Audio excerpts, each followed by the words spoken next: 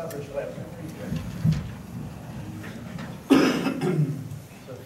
President Sharon would like to come up. You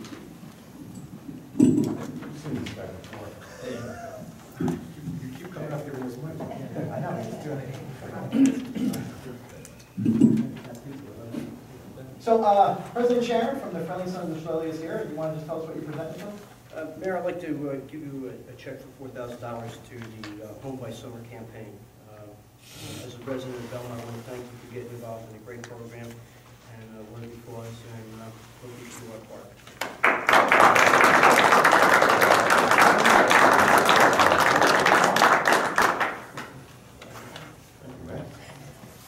Now you're going to the Shillelagh for...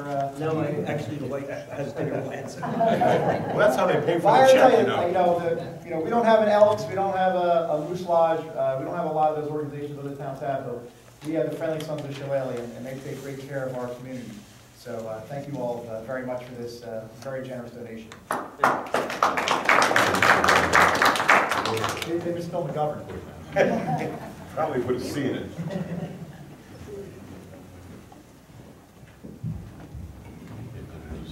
Dave, why don't you come and join and watch for your table up here? Sure.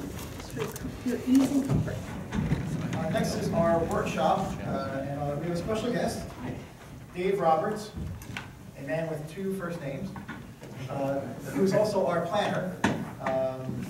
And I think everyone had an opportunity to take a look at the redevelopment plan advisory forward report.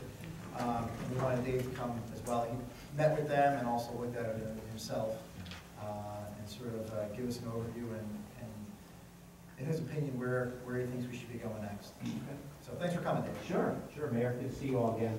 I think probably just in terms of opening remarks, I just wanted to let the council know I did meet with the steering committee. It's really a kind of blue ribbon committee that I think that the mayor and council created to take a look at the Seaport plan, which, as you may know, goes back to the original investigation was done in the late 90s of the downtown area. So there's been a lot of changes since then, especially recently. I think we can all see that kind of happening all around us down here, downtown. And but the plan really wasn't done until probably around 2000, mid-2000s. And part of that, as you might remember, is that the intention was to wait for the bridge to be finished, because the whole key, really impetus for the plan was connecting the marina area to the downtown to kind of reactivate that kind of that northern end, which had kind of fallen onto some underutilization.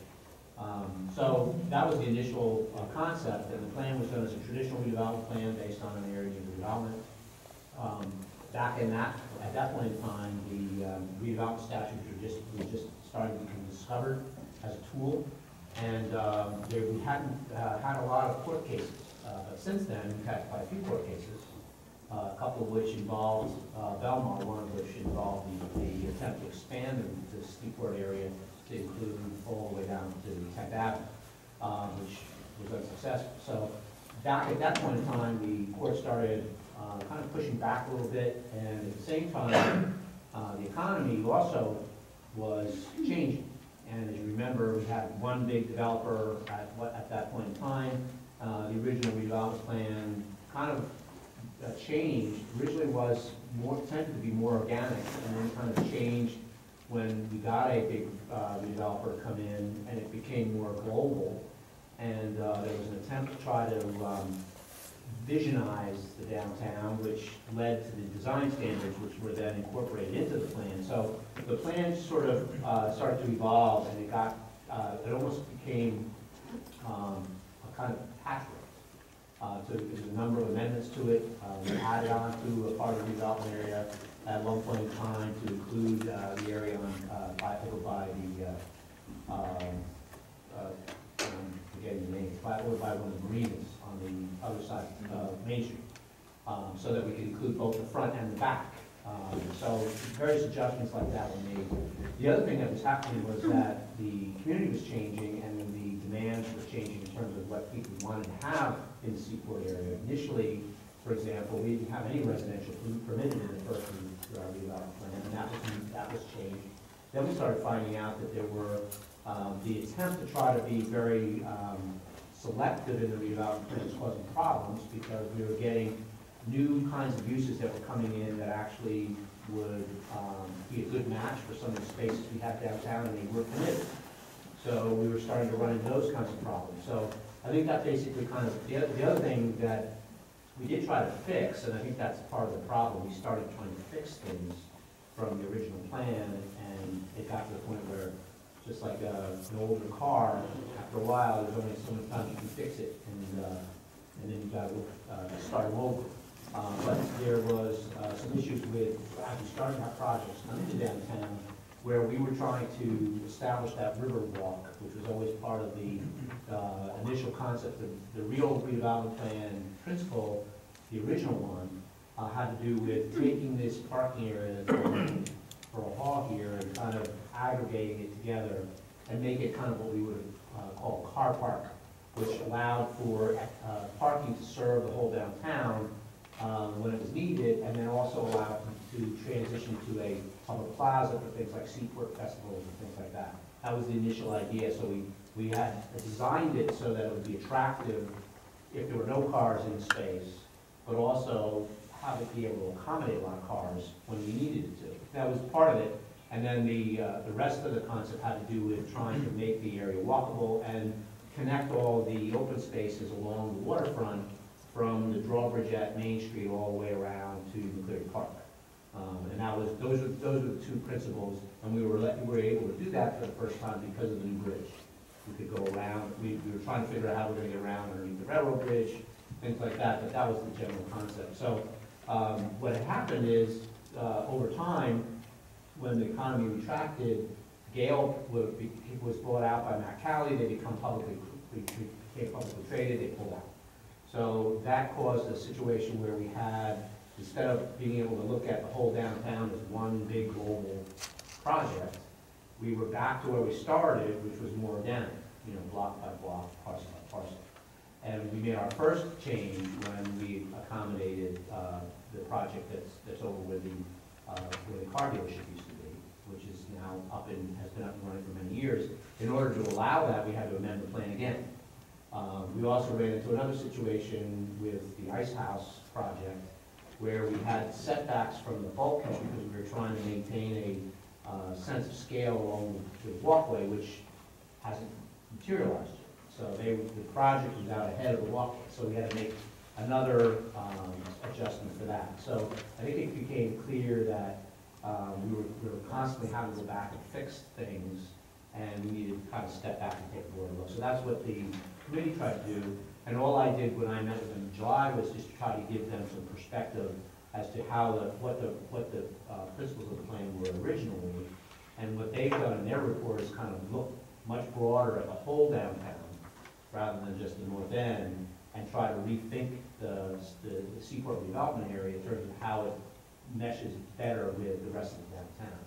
And it looks like what they've done, and I have to say that from the time I met with them in July until I saw this report, it was pretty evident there was a lot of work that went into it. They must have talked to a lot of people, got a lot of ideas, and it looks like it's a good foundation for the borough to use to try to take it to the next step, which would be to pretty much come up with a brand new redevelopment. So I don't know, Mayor, if that's what you have in mind in terms of kind of an overview, or? Yeah, I mean, I know Councilman Brennan and I also discussed some issues he saw, and I think other members of the council have some questions too. But the one thing that I've noticed in the last 4 years being mayor were property owners that are south of the redevelopment plan as it exists that want to be part of it because they want some of the benefits that come with it. And I think, putting together a new redevelopment plan without the use of eminent domain, without any master redeveloper, to steal your word, to have a more organic approach to it, I think is something that the property owners for all of Main Street and also the rest of the commercial area would be interested in, and it would be completely voluntary. So if you want to redevelop your property, we want to work with you to make that happen.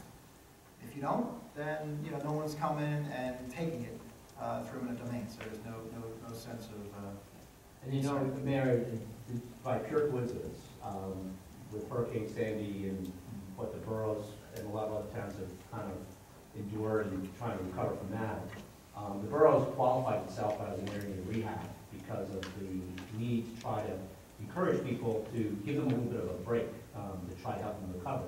Because of that, you have the option of expanding the plan now under the area of rehab designation to include the downtown. You don't have to do anything else. You have a borough-wide area of rehab. That's enough to be able to have a redevelopment plan. In fact, the borough, I can't remember what year it was, but at one point we talked about doing an area of rehab, and we ended up not. There was actually some pushback because the idea was at one point the borough hall was going to move down together to the south end, and this was going to be a redevelopment parcel. That was all part of the Gale discussions. So there was an attempt to do a partial area need rehab, and we ended up not doing it. Now the whole borough's been qualified because of Sandy. That's why I say it's a kind of an unexpected coincidence. So you do have that option legally to expand the reach of the plan for the whole downtown. You still have your area of redevelopment that was originally designated. You have the area of rehab that covers the rest of the borough. So you can reorganize the plan and make it fit the whole downtown. That's something you couldn't have done before that designation. Right. I also like the way they broke it up into different pieces. Yeah. Because it is, I mean, we're not a big town, but relative to other small towns, we have a pretty long main street and a pretty big commercial area. Yes, it's elongated. It's true. But one thing that the bridge will always do for us now that it's connected is allow for that waterfront to be extended. Really, when you think about some of the assets that Belmar has that most towns don't have, it's two waterfronts. And now you've got the inland waterfront is really being connected. So, and that's really started, I think, already to bear some fruit because you've seen some of the projects that have gone on at some of the two sites right near here that I've seen kind of go up over the last year. So I guess the question is how do we now extend that to benefit some of the existing properties that may just want to rehab? You know, just do a fix up. We always thought that there was a potential that if we could address the parking situation, which I know the report deals with, that you might be able to incentivize some existing property owners to expand their properties if they didn't have to worry about where the parking was going to come from. So that's still out there as an opportunity. And the other thing is that this original redevelopment plan was the conventional one that identified parcels for acquisition, identified parcels for rehab, and if you're going to effectively replace it with a new plan, you could do away with all that. So you'll no longer have these parcels which caused a little bit of confusion in terms of what they were allowed to do with them. You just start fresh and just have the framework for the development standards and the design standards that you want, and you can do away with if you're going to take that whole situation off the table. It's not allowed to rehab areas anyway, and if you wanted to amend the Seaport plan to take that off the table as well, you have that option. What were some of the? Well, one of the things I wanted to say, I thought two things about the report, the preliminary report that I really liked that the committee did was coming up with the idea of 4 neighborhoods. That was I thought it was a brilliant idea, actually. It makes it a lot easier to deal with the particulars of certain parcels in certain sections. And I also like a lot of what they did was basically lay out what kind of cosmetic and aesthetic changes we would want to have to create a vibrant, walkable, pedestrian-friendly downtown.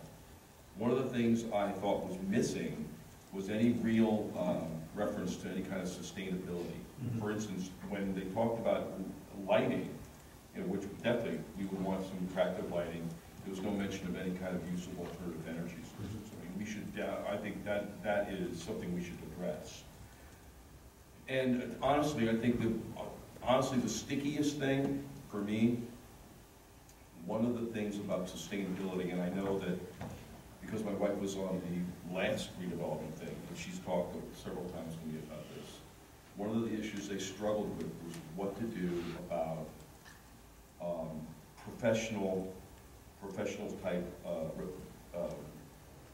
residents, I guess you would call them, renters, on the first floor. I mean, I took a ride through, and I took a ride through Spring Lake today, and now their main drag on 3rd Avenue is only about 3 blocks long, and they have 14 real estate offices. Now, there's not much that's going to attract pedestrian traffic for something like that. For pedestrian traffic, you need retail, but retail is it's much hard. Retailers, they take a bigger chance. A lot of retailers fail because for whatever reason, they can't make their business go. But retail is what attracts pedestrians because no one's going to walk up and down the block to go, ooh, look, another real estate office, and they're not going to do it. And I know that that's something I think we really need to think about. If we want, you can have the nicest looking downtown with the nicest benches and the prettiest plantings and the most attractive lighting, but if there's nothing for people to walk and look at and buy, then really what are you doing? I mean, I can understand that it's difficult for the landlords. Why do any kind of redevelopment at all if I can't count on being able to rent my property? And that's a balancing thing that we're going to have to figure out. It's a tough call. Yeah, the other thing that I think you're going to start to see, I think it's going to make a difference, is when these projects come online, where the new residential above retail that's coming in, having more of a population actually living downtown. Right. That will hopefully, retailers will look at that and make a different decision in terms of whether they want to come here or not. When you start to get the critical mass of what they call walking wallets, which I'm sure is probably talked about in the report, because they interviewed a number of people that have kind of been through. They talked to Gail O'Reilly, who's been the Main Street manager of Red Bank and has kind of been through this whole idea, how do you reactivate downtown American streets, and a number of other folks. So, but I think part of the interesting thing is that the original fruit of the original plan is only now starting to come to reality. So hopefully you'll start to see some of the spin-off benefits of that. But the other thing that I've noticed is that retailers' needs are starting to change, and we noticed that when we started having things like yoga studios and boutique gyms and things like that. I see them in Hoboken as well. And it used to be the original downtown store was relatively shallow, and for a while retailers needed about 60 feet. In order that was really rental that they would actually generate revenue from. Right. Now it's actually become shallower. It's almost like it's come full circle. So some of the storefronts that we have that are not that deep may actually now be desirable to those kinds of uses. So one of the things that I think was identified by the borough is how do we catch our zoning up to the uses that are looking at our downtown that actually would be something that folks that are already living here and that may be moving into these new units would benefit from and would be attractive to them. The other thing would be restaurants, which have increased since, I remember when we first started this, we had a used car lot on the corner of Fifth. We had a repair shop across the street. Those are all gone and have been really replaced by more downtown restaurant. The idea was to almost have a restaurant district where you would have multiple restaurants that you knew if you came down to downtown Boston, you would find a restaurant. It's almost like the way downtown New Brunswick has kind of gotten a reputation. Absolutely. Now. So, I think that's, it's a good time to kind of retool and kind of learn from what's happened over the last 10 years or so and kind of reshape the plan. So I think Jimmy did a great job, I agree. The one thing I'd say about sustainability is, if you remember, that was a big deal in the master developer movement way back when. Everything had to be certified. The borough was one of the first pilot neighborhoods in the neighborhood development to lead.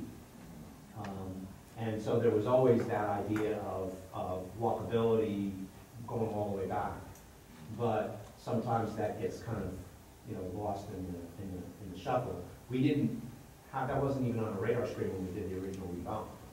But it got incorporated into the master redevelopment agreement. But master development agreement became obsolete. So we kind of have to go back and, you know, come full circle and remember that that's still part, it's still very doable, you know. So, Council President? Dave, reading through the report, there's two critical areas. Parking, of course. The need for parking, it looks like if we are very successful, probably a parking garage somewhere, or, you know, or two smaller ones. But they also address tax abatements to encourage people to rehab. Can you talk to me about other developments where the towns offer tax abatements to the businesses to rehab their buildings? Well, it can only be done when you have an area of rehab, and initially the borough did it because of So you can only have the tax abatements Right. in a rehab Well, area? you can do, in a rehab area, you can do up to 5 years. It's called, it's under the 5-year tax abatement exemption law. To do anything beyond that, you have to have effectively have a redevelopment area, a blighted area, which portion of the downtown still is based on the original Seaport redevelopment area designation. So in the area that's the original redevelopment area, you can go beyond 5. You probably would only do that for a major project. But for the fix-up type of thing, if you were to, for example, going way back to my Asbury Park days in the late 80s, where we were getting a certain amount of our community development block grant money, we would make a portion of it available to business owners. They had an architect come in and do kind of a facade plan all the way down Main Street. Every building, there was a rendering of what it could look like. And then they made that money available with very favorable terms as a loan, revolving loan to the property owners. If they would do a facade improvement to match the rendering, they could get that kind of money. So that's, but what the 5-year abatement does is then gives them 5 years to recover from the loan that they take out to do that improvement before their taxes go up.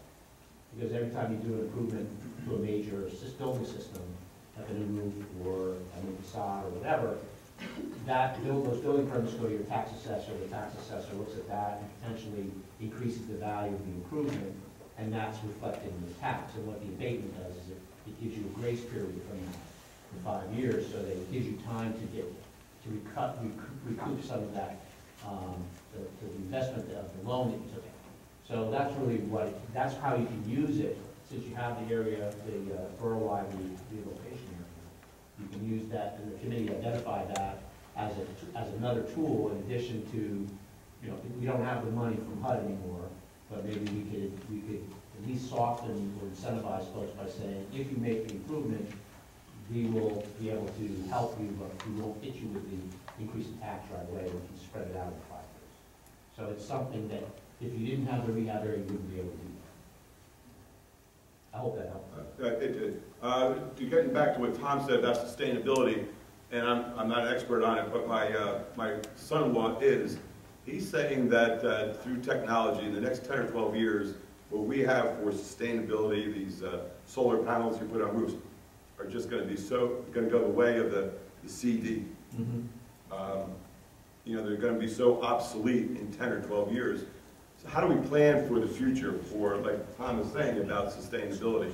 Well, that's true. The green industry has grown with the popularity of the idea of sustainability.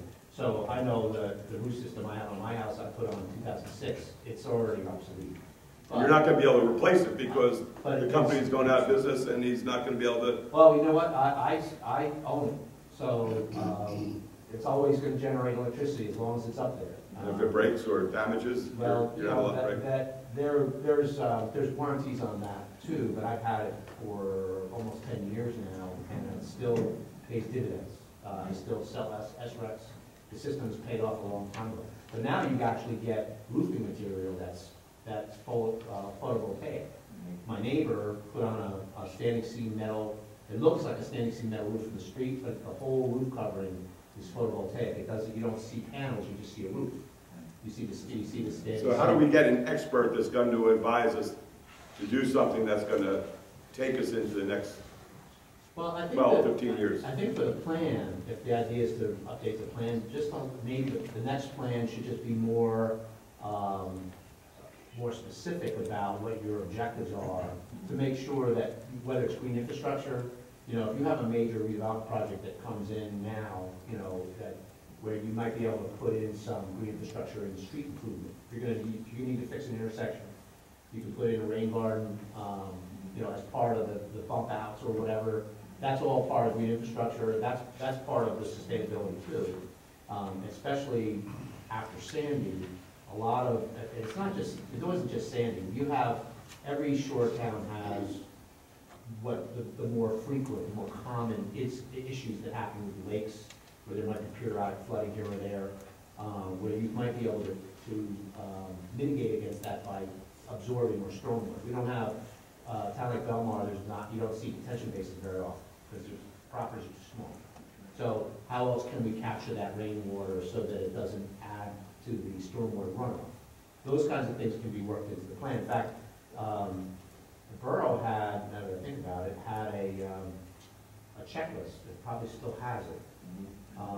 I don't know to what extent it's being used now, but it was meant for redevelopment plans, I believe. You may want to go back and just take another look at that checklist and see if it can be adapted to make it more, maybe more site specific instead of more projects, like a big project. Maybe that may be a good first step. I hadn't even thought about that when I. It's a really long list. And Yeah, it's- it was it's very been for long comprehensive. projects. Yeah, in fact, Asbury actually borrowed it because they were trying to do one of their own. So, but that was done back when the project was more mega in nature. Well, but at least there was quite a bit of work done on it, and that might be a good place to start.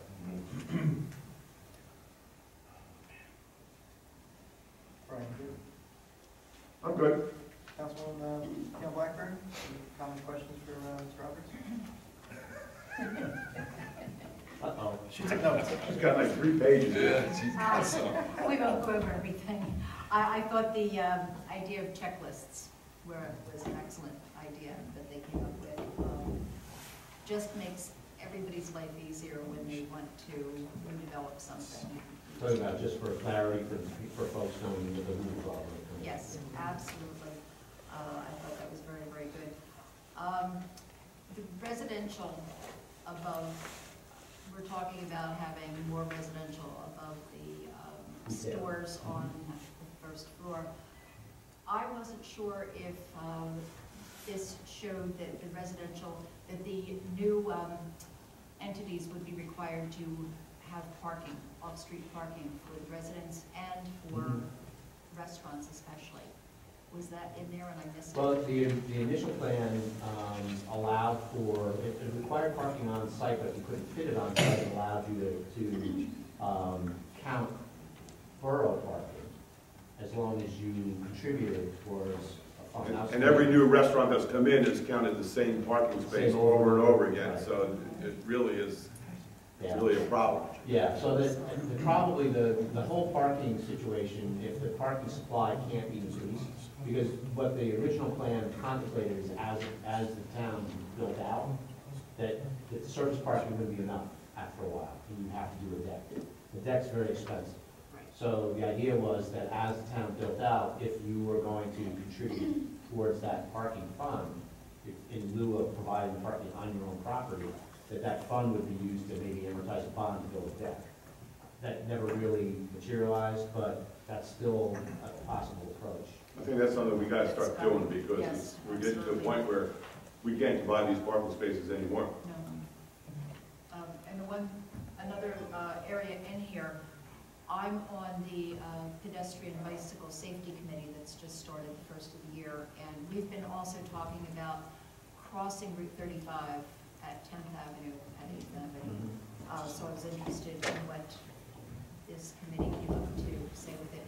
What we've been discussing in the committee is encouraging people that are in the marina and want to come to the restaurants downtown to use the walkway under the bridge. We've been discussing possible signage both in town and over the marina, pointing people to use the bridge and walking so that they're not trying to cross 35. And I thought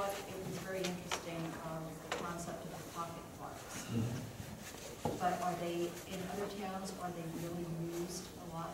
It depends on the circumstances, but in areas that are already kind of pedestrian intensive, they are used by others.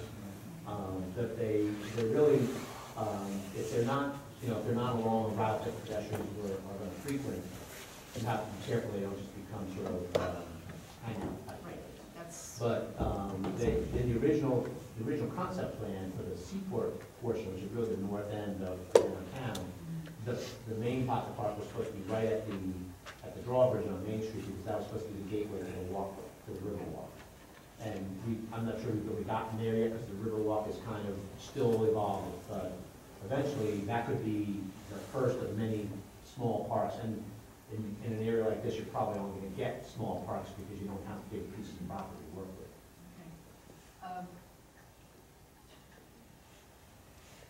okay. The one question I had, on page 12, there's a photo of Main Street in Lambertville. And it said, the caption said that the way they park there, it creates the 50-mile-an-hour driving. Is that posted 15 up there in Lambertville, or are they still posted at, say, 25? I have not seen a sign. I haven't been in Lambertville in a while, but I go through it. Spring Lake is 15. I've never seen it. Is it signed at 15? Yep. Okay, all right, that was just a question. The other thing about that though is, the point is that street parking slows. It's just another traffic calming technique, especially on something like Main Street, where you don't always have the luxury of putting bump outs, especially on a state road. Right. So, parking helps to, Squeeze anything that everything could out. strip the flow a little bit will slow it down. Okay. Well, it was just a question, I didn't know if they had it posted up there. Yeah, that's But if- pretty But unusual. if Spring Lake does, Yeah. then, I was just thinking outside the box. It's crazy, because I don't think we can go over Highway 35. To be ADA compliant, we'd have to start the entrances like in the middle of the river. Are you aware of any place that goes under and then might use like one of those airport movable things where the people can just go underneath Highway 35 at like 10th Avenue? Doing that for pedestrians and bicycles? Yeah. Well, I'm not sure, I'm not sure I know at Metro Park, if you park at Metro Park and you want to get on the Right. south end, you can go underneath the tracks. Oh, well, yeah, I mean, Long Branch has they're not always real popular. Ashbury has Right. one, Long Branch has one as far as the train station. But sometimes those tunnels are, I know Sketchy. Ashbury had a problem with flooding in theirs. Okay. and- Think the river might flood it? Well, I'm thinking that these are very short distances, and they Yeah. still have water problems. But I think you've got two opportunities if you're thinking about going from the marina to downtown. Yeah.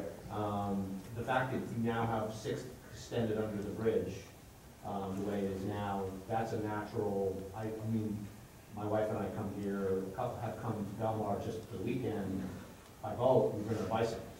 And we use your transient boating slips at the marina, although I've mentioned to Rob in the past there wasn't any bike routes when I was there, so. But, we tied up the bikes at, whatever post we could find. We stayed in town all weekend, and we rode everywhere on bicycles.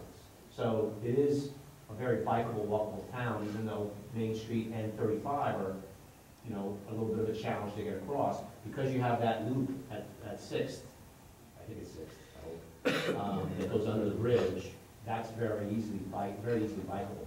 It may just be trying to find, and that's probably what you'll be looking at, trying to find the best routes that are safest for bicycles and actually sharrow them or mark them on the pavement so that That's the bike. folks that don't know the town that might be coming to spend the weekend and know where to find them.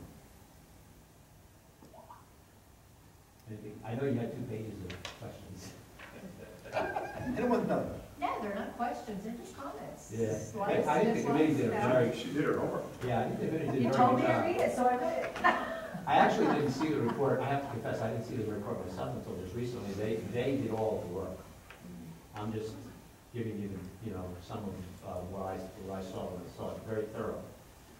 So, it was a great move to have the committee put in that volunteer time. So practically speaking, what would be our next steps with you? Do we amend the existing plan? Do we come up with a brand new plan? Do we, what's the It sounds to me like if the idea is to try to take the idea of neighborhoods and decide if they're best addressed in the redevelopment plan or if they're best addressed with the existing zone. And if the idea is that the neighborhoods really hold together as the downtown, then maybe the idea would be to just take the pieces that are, maybe the concept plan, for example, from the redevelopment plan, the parts of it that still work, and start a whole new redevelopment plan with that as kind of the foundation. And then come up with, you might have a different set of standards for each neighborhood. So the redevelopment plan would be a neighborhood-based redevelopment plan. And you can decide, you don't have to do a redevelopment plan if the zoning already works, but, that would be the thing. Look at the zoning in those neighborhoods, see if the redevelopment plan would be a better fit. And then if it is, then do a neighborhood-based redevelopment plan. Take the piece from the original Seaport area, if the parts of it that still make sense, and just map it over, and the rest of it would. Right. If there were things in common, we would want to see in all 4 neighborhoods. Yeah. Those would be overarching. Right, and just remember that a couple of projects that are already under construction were done under that plan. So you have to be careful you don't throw out the requirements that apply to those projects. Especially if you have redevelopment agreements, I don't know if you do or not for those projects. So you have to be careful about that. Those agreements are based on the plan. So you would have to just make sure you can map those over and just use the rehab area designation and look at those other neighborhoods to see if it makes sense to put them together in one plan and then make them adopt. Right now we have a redevelopment agreement on 5th and Main, and we have a redevelopment agreement at the Marina. 5th and Main building is almost done. 5th and Main Ice House. Yeah, Ice House and Marina, that's right, the Ice House as well. And the Marina is going to start later this year. But that we built under the old plan, I think it's. Yeah, and that actually just reminded me there, we added the Marina as a rehab area. Marina in Flair Park were added as a rehab area some years ago. So this idea of expanding the Seaport area to include a rehab area has already been done.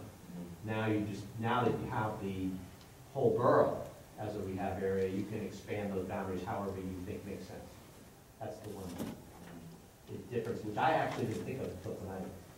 But it's only because, and the borough really didn't do it for that. One of the main differences, correct me if I'm wrong, between a redevelopment area and a rehabilitation area is the use of pilots, payment of taxes. There's really two.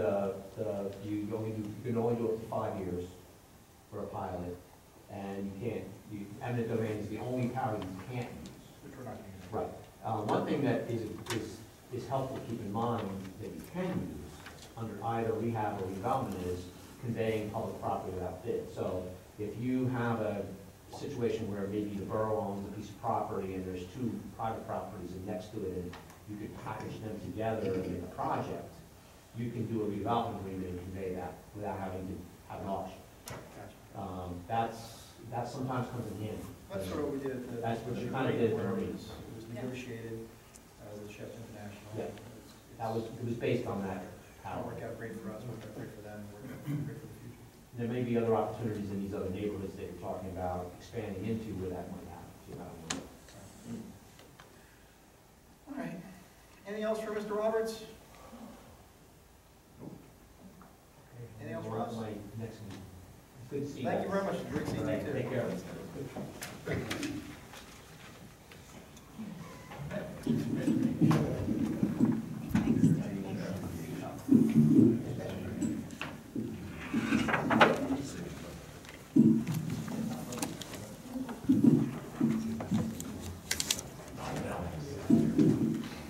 All right, next is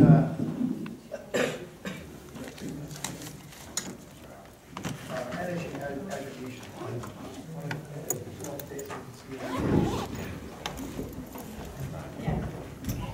So this is Ron Mazer. Which back? This is the poor Ron Mazer. Ron Nowak from Naser Consulting, who's going to give us an overview on energy integration. And I want to thank Naser again. Remember they presented us a check for $5,000 last meeting for our Home by Summer campaign. I apologize. I actually had my energy aggregation specialist just dedicated to this comment. I didn't know we were at other things. Jim was in the good Borough Council meeting announcement. So you're going to have me jump through it first.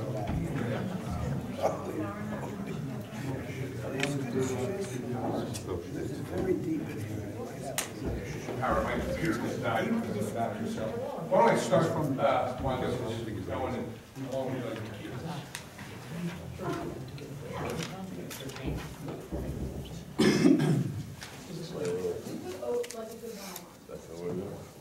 Okay, we're going to talk about energy aggregation, residential energy aggregation. Real quick, I'm going to tell you, just to make it simple, what aggregation is. It's deregulation of the energy market. And how many here remember the bell telephones? Everybody did not, right? You had no choice, right? That's all you had, bell telephone, that's what you had in the house, and that was it. Deregulation of the phone industry, now you have a choice.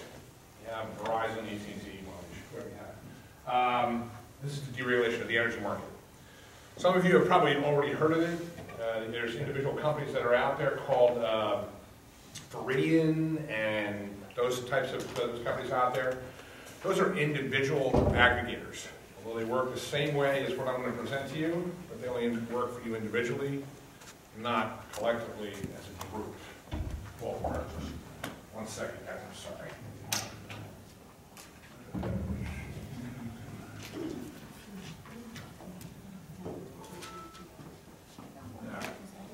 So, community aggregation, let me give you a brief overview. This has been around a while. 1999, the BPU, state of New Jersey, formed residential energy aggregation. They had it as an opt-in program where you could opt into it and through municipal aggregation, and it failed. It failed because you need to go out as a group first to get this bulk purchasing. So now what they've created is an opt-out, which I'll get to. Please stop me if you have any questions. I'm going to roll through this. Basically, we're dealing with a third-party supplier. It's bulk purchase. What we're doing here is that the state has allowed you now, through an energy aggregation program, to band together as a municipality by municipal ordinance. And the municipality government really is a protection agency over the entire municipality, protecting the residents from rate changes and other things that you might see in some of these individual aggregators that we've heard about. So we're bringing everybody together and going out into the marketplace to get reduced power savings. Now what we're dealing with here is you have delivery and supply. This is actually a copy of a bill. You're dealing only with supply. JCP&L delivers. The way I always like to as an analogy, you have the milk and the milkman. Right now we're just talking about the milk. Milkman stays the same. We're dealing with going out and procuring a different supplier for the power, not your bill. So when you go home, interested in this, look at your bill when you get home, you're going to see 2 line items. Supply, which right now will say BSG, Basic Service Generation. That's your bell telephone. You have no choice. That's what you have. That's what you're going to get.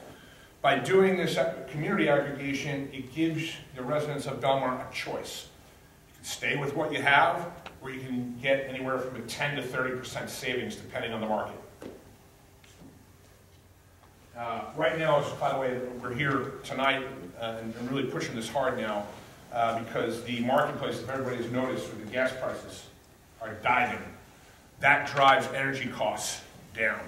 So procuring a contract of savings right now in the next 4 to 5 months is going to be extremely lucrative for the residents. And we may see up to 30%, which has never been seen. So there's these 2 line items you can't see, the supply and delivery. Again, nothing else changes if you aggregate. JCP&L, you still call them. for if you have problems with your power, or if you have service. This has nothing to do with JCP&L, the delivery. It's just the supply.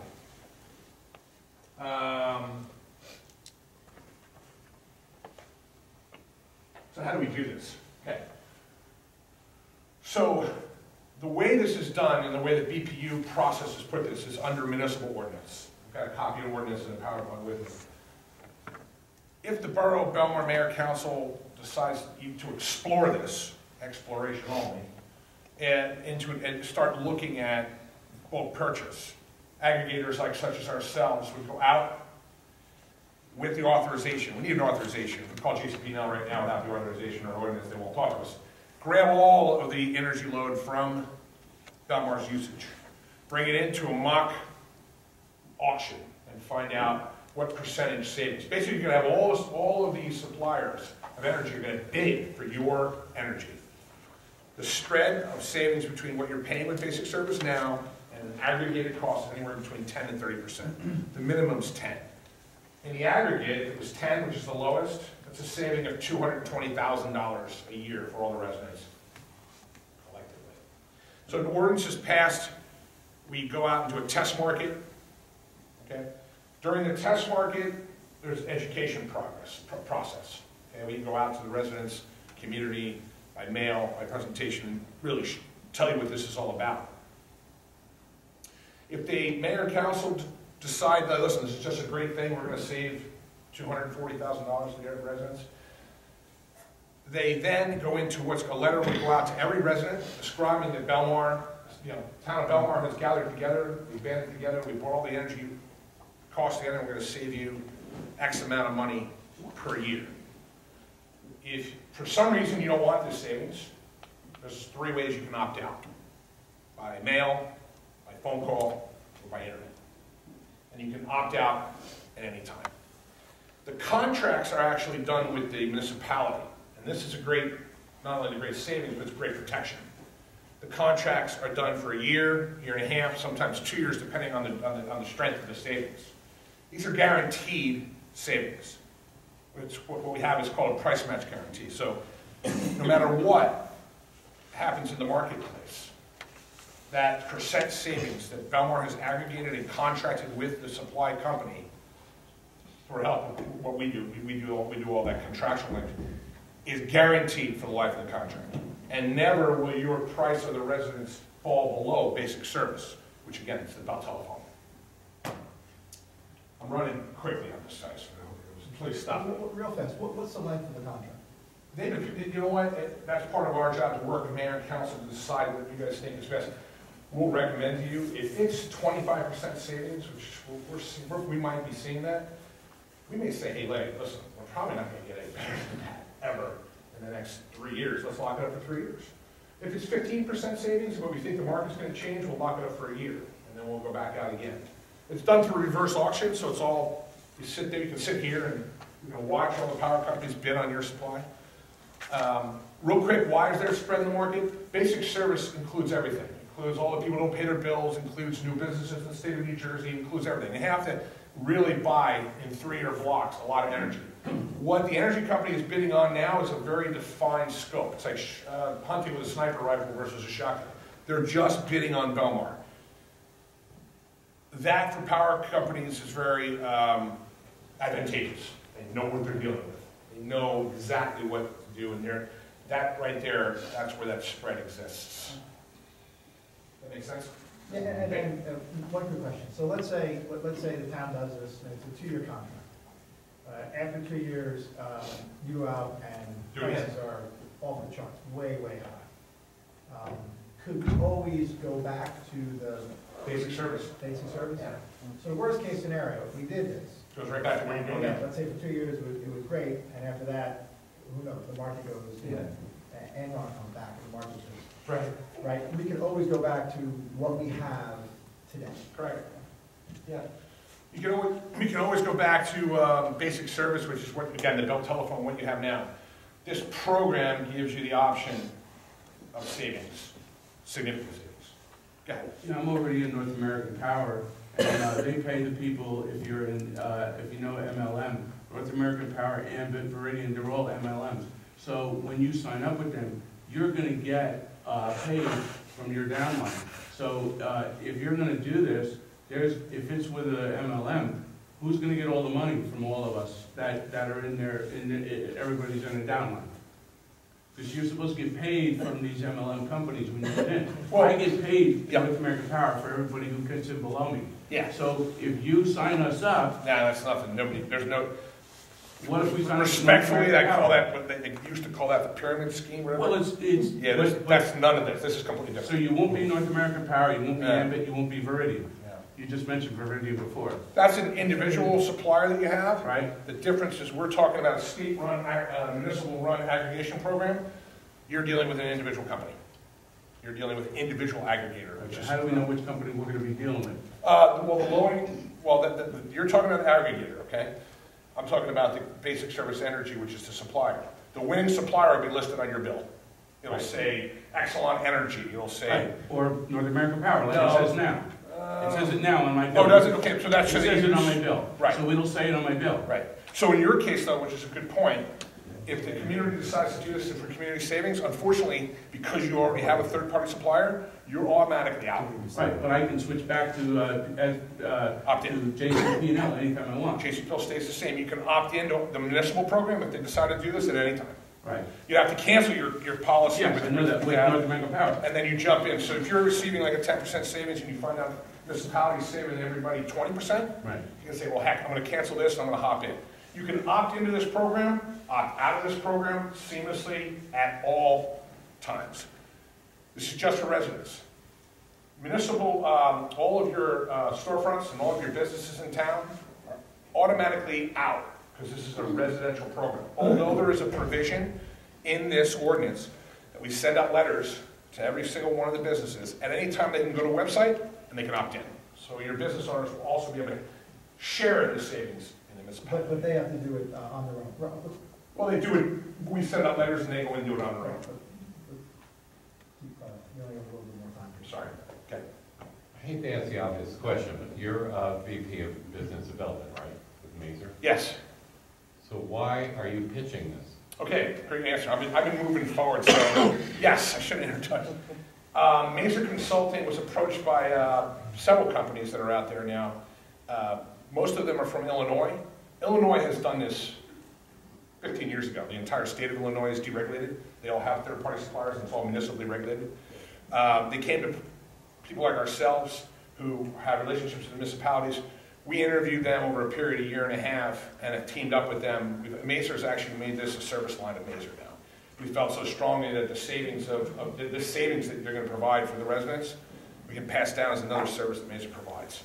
So we're teaming Are together. other leading engineering firms that deal with municipalities in New Jersey doing this, or are you? Yeah, we have one engineering firm, one of my competitors is actually doing it themselves. They're not teamed up with an energy aggregator. We didn't feel comfortable with that. We wanted somebody who's been doing it for the last 30 years. You know, so we teamed up with Jersey Energy Group from Illinois, which now LLC is Jersey Energy. Thanks for your question. Yeah, man. So the opt-in, opt-out process is clear. So everybody goes to opt-in, opt-out at any time. Part of this is risk management. There's no risk to the municipality, there's no risk to the resident, there's no risk anywhere. You cannot pay more than basic service. You're protected by the municipality, by the governing body, by contractual agreement with the supplier that price won't fall below, and that price that you're getting, that percentage will stay the same. Again, you can opt in, you can opt out at any time. Just one thing, some people say, well, you're going to have, does this mean the municipality is telling you what power company to use? No. Right now, you don't have a choice, unless you have an individual, if you've gone with an individual third-party supplier. This gives you the choice to opt in or opt out and have that savings. Public education, again, we do this we go out by mail, by seminars, and let everybody know, hey, this is what it's about, this is what's coming, so you're not surprised. This is just a little ad from Springfield that just passed this a few months ago. A lot of municipalities are really looking at this as a tax break for the residents, free tax break. And in many cases, it's 2 to 3 point tax points. Okay, how does it work real quick? Governing body passes an ordinance to form an energy community education program. By ordinance, first reading, the second reading, that designates Mesa to go out, and Jersey Energy Group to go out and explore only. We explore for 3 to 4 months at no cost to the municipality. We come back and say, listen, here's our findings, here's the range of savings. Do you want to go forward? And then only then would you either go forward with an aggregation program or say, nah, we don't really want to do it this time. If you're teamed up with Jersey Energy Group from Illinois, Yep. who are you going to explore? What suppliers? Wouldn't you just bring them in? The energy supply, part of the team that Jersey Energy Group has is basically our market people from Wall Street. They go out and do a test, really a test auction to all the major power companies in the country. And they ask them, you know, basically, what's your price if we gave you, I think you have, how many households do you have? 3,000? Mm-hmm. 3,000 households, and we have that energy load, which we pull down from JCP&L, bring it to the marketplace and do a mock auction and find out, have all these different competitive energy companies bid on it and find out what type of savings that you may be getting, if we did it today. So then why are you teamed up with an energy group? The aggregation company, which is basically a broker, okay? Mesa doesn't, we don't do that for a living, we're engineers. Okay, although we do provide services to the borough of Belmar and 57 other municipalities in the state of New Jersey. Because of this type of savings, we're not energy experts. We've teamed up with energy experts. So you're like an intermediary third party? Well, they're one of our, yeah, we've teamed up with them. I'm a principal of Mesa Consulting, which is your engineering firm here in town. Okay, so are you deriving an income from this service? I'm sorry? Will you derive an income? Mesa does get a fee, but the fee is paid by the third-party supplier, not by the residents. All right, so, that's it. Yeah, currently, JCP&L customers, when they purchase electricity from, just with JCP&L, like you said, the old Bell Telephone Company, a certain percentage of that energy comes from renewable sources.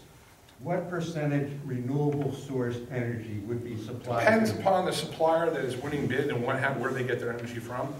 JCP&L, just to be very clear though, JCP&L is just your delivery of energy, not your supply. Well, I was going to say... They deliver it. They don't...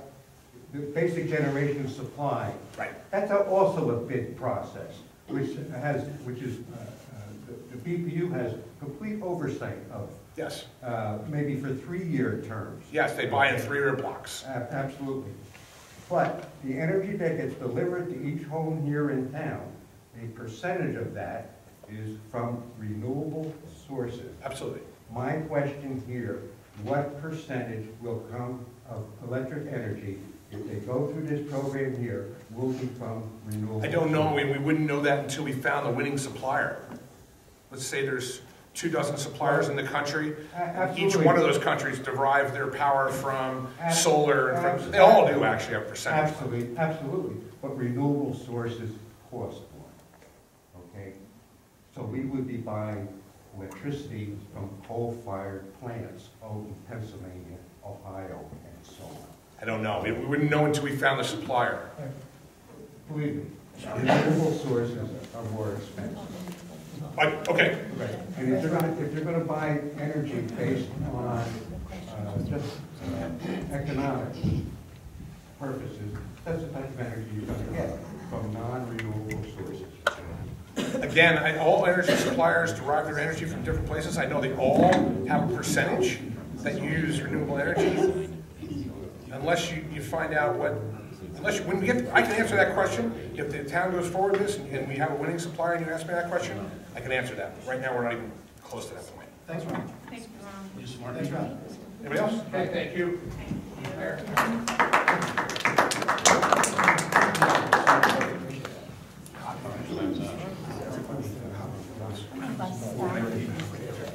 Thanks.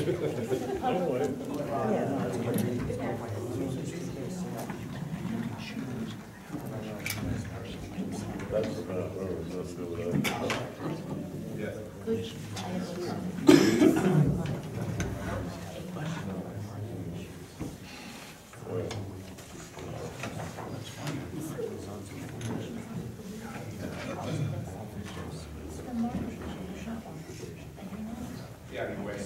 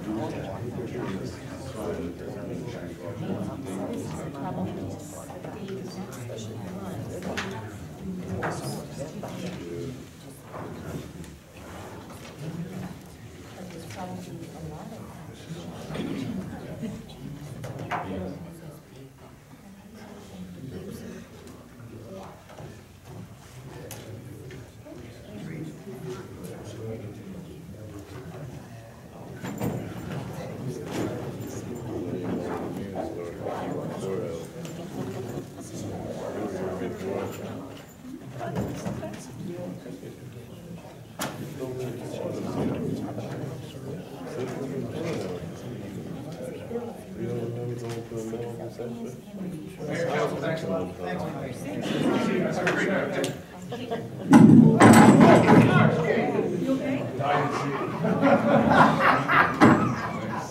How about a graceful exit? That's what happens when you rush. Is there a lawyer in the house? I saw everything. Holy Jesus! All right, next up, we're going to do our public bids. First public bid is for surf camp up on the beach, 3rd Avenue. If you'd like to bid on this, please come forward.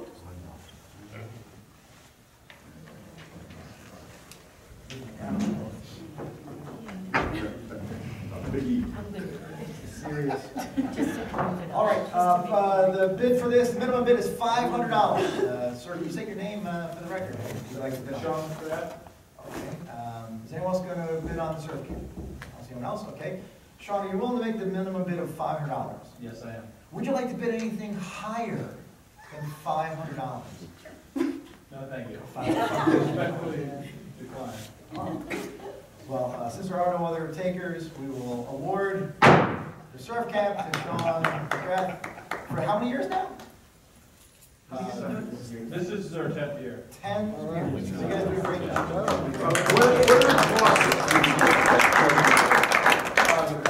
Yeah, what are the costs to the kids and how many kids do you have? Bid for The minimal service that we do is, would come out to $65 for an hour and a half lesson. Maximum thing that you could do on the dollar scale would be a $720 investment for 12 lessons over the course of How much? summer. $720. That's the biggest ticket we have on our menu. But it's everywhere in between. So you can make more money on one person than you just bid on, right? Yeah, exactly. Oh, well, it's, yeah, it's just, you know, it sounds, we also, there's built-in give back that was actually inspired by Mike Campbell, who's genius.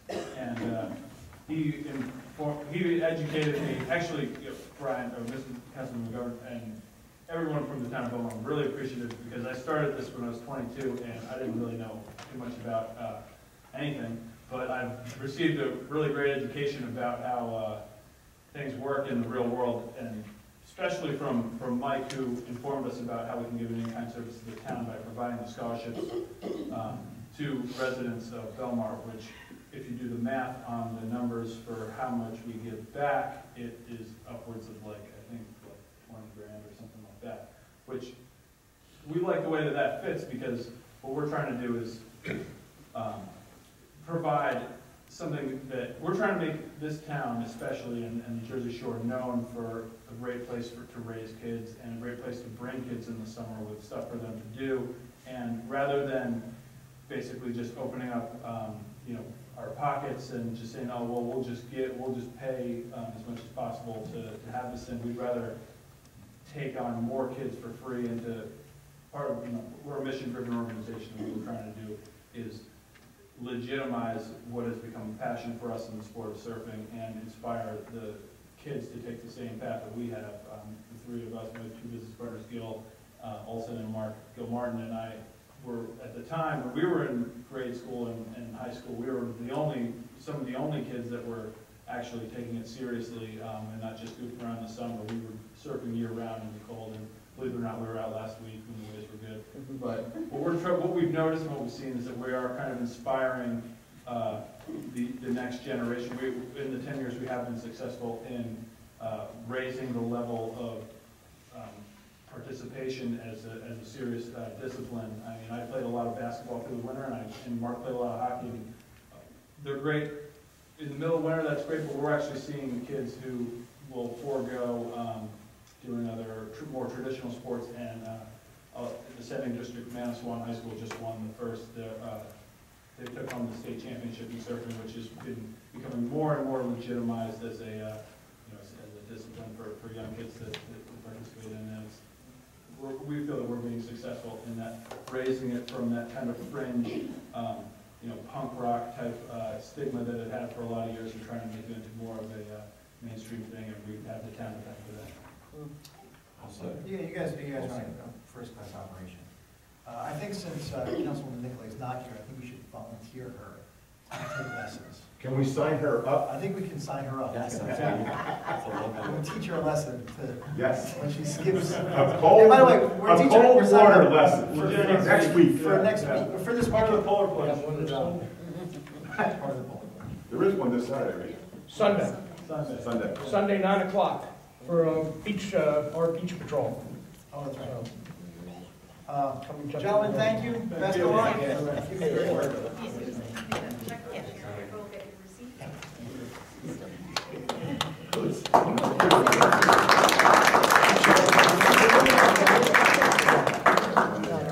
April, Jen has a lesson next week. Our next public bid is for CrossFit classes on the beachfront. Is anyone interested in bidding on CrossFit classes at the beachfront? Bill McKinn, come on up, CrossFit. How's that fun? Tommy Volker, CrossFit, nothing?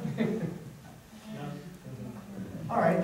Well, looks like we will not have anyone bidding on CrossFit. You cannot bid, Councilman McGovern. Can someone come and just have a CrossFit class without bidding on it?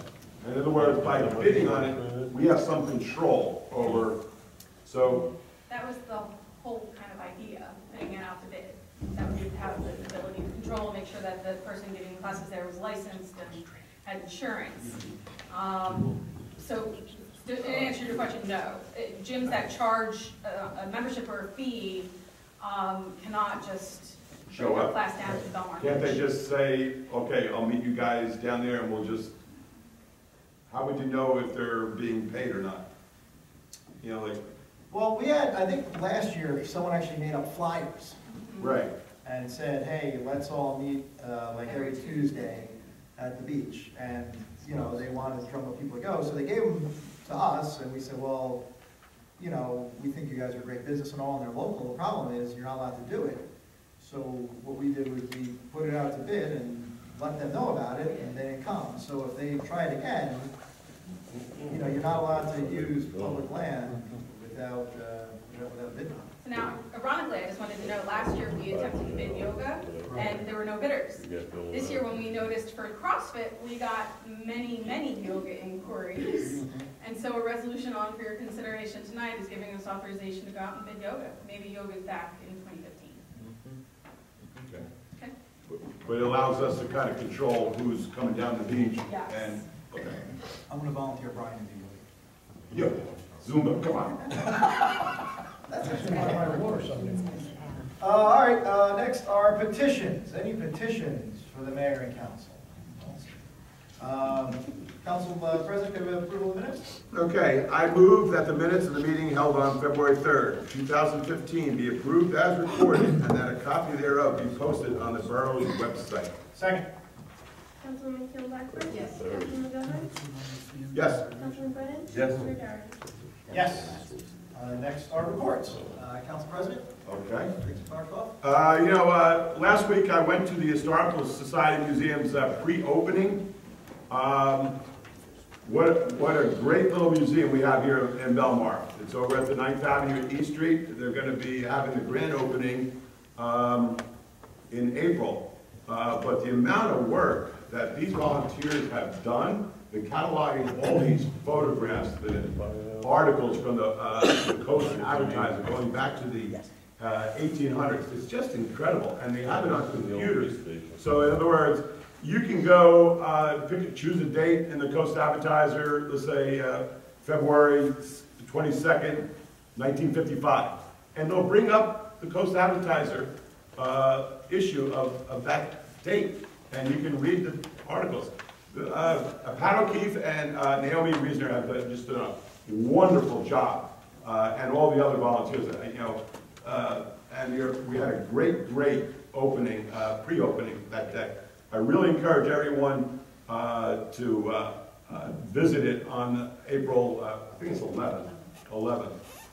Last week, the planning board unanimously approved Chefs International's application for building at the marina. But also, Chris Hoffman, a member of the planning board, was sworn in again for another term. And I sit next to Chris, and he must be, I think he's 80 years old. Gene, do you know? He's more like 78. 78? Close enough.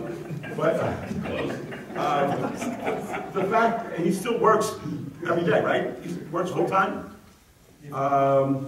And he's just a great resident of Belmar to still be willing to volunteer his time on the planning board, and extremely knowledgeable. When people are giving their presentations, I sit next to him. I just listen to him because I learned so much from him.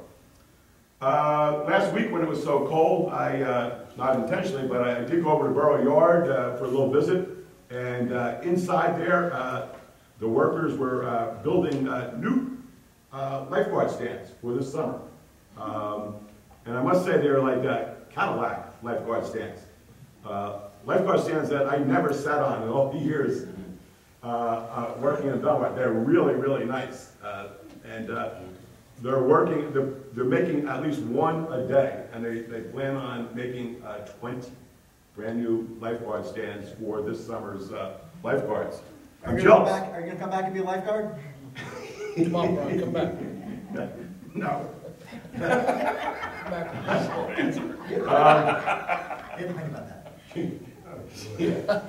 Also, I checked in the back. They're working also on the marina boat that we got. This is not a fiberglass boat. This is a steel boat.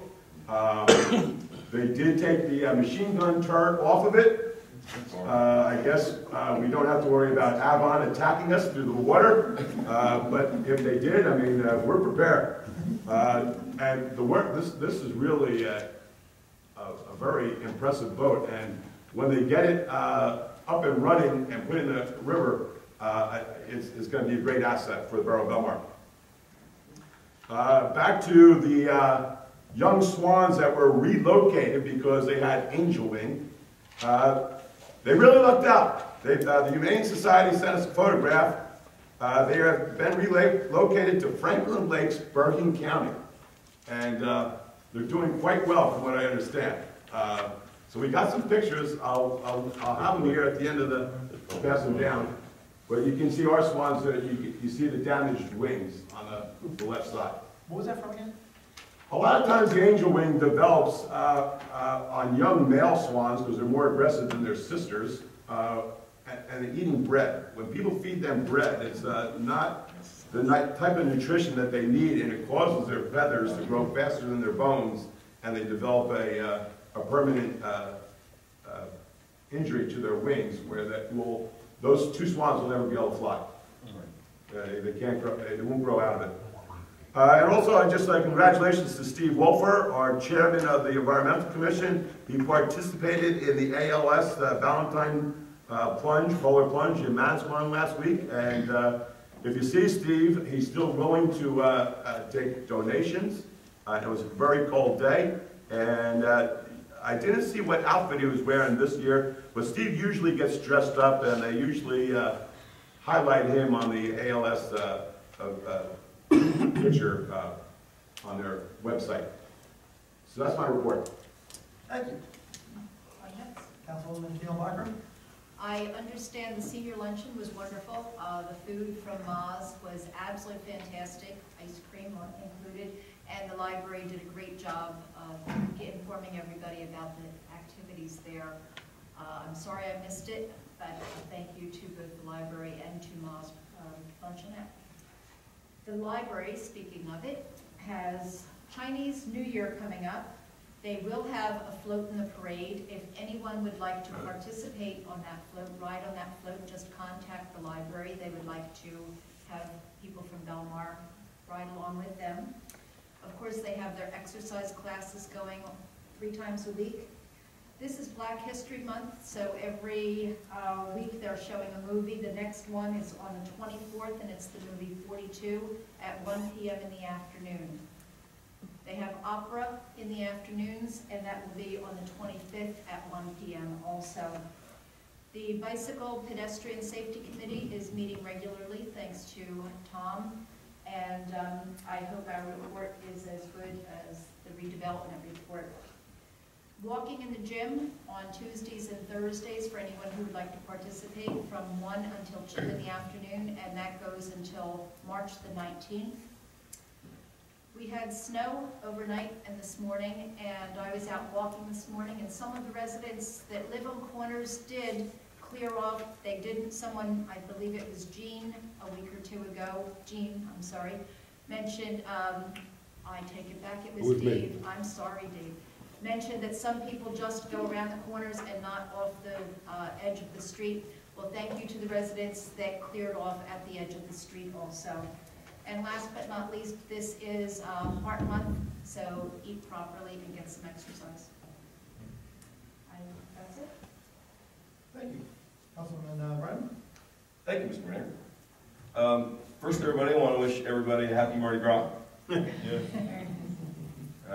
As most of you might know, all 3 of my children live in New Orleans, either working or going to school, so we've been hearing about Mardi Gras for the last month. And tonight's tonight. Everybody off the street by midnight. Let's go. I attended the Environmental Commission meeting last week. Steve Wolfer ran a very good meeting. Some of the items we went over, communication between the Commission and Borough Hall has been bumpy. We're going to work on that. We're going to make sure we get that straightened down. Taya Sheridan has resigned the Commission, so we're going to be looking for a new person to take her place. There were several lively discussions. Gene Creamer was part of that, and Chris Hoffman, who really is a font of knowledge. One of the things that I was unaware of is that Lake Como's actually had to pass a bamboo ordinance. Did you know about this? And I remember when I was coaching my kids in Little League down at the field on 22nd Avenue, there were houses that had bamboo growing in the back, and every season you'd come back and the bamboo would be further and further spread, and I found out more about what an invasive species it is. Now, we don't have a problem here in Belmar yet, but I do know that there are some places that have bamboo growing in your property. If you have it, you need to be aware that if you don't maintain that bamboo, if you don't make sure it doesn't spread, it'll just take over your yard. It's very, very aggressive. And if it grows into your neighbor's property and they have to get it removed, that's on you, because they can definitely prove that it's growing off of your property. I don't know if we need an ordinance about bamboo. Lake Como basically banned it. We don't have that issue yet, but we want to keep it in the back of our minds as something else we would need to look at. There was a lot of talk about the sidewalks that the plan that we're coming up with.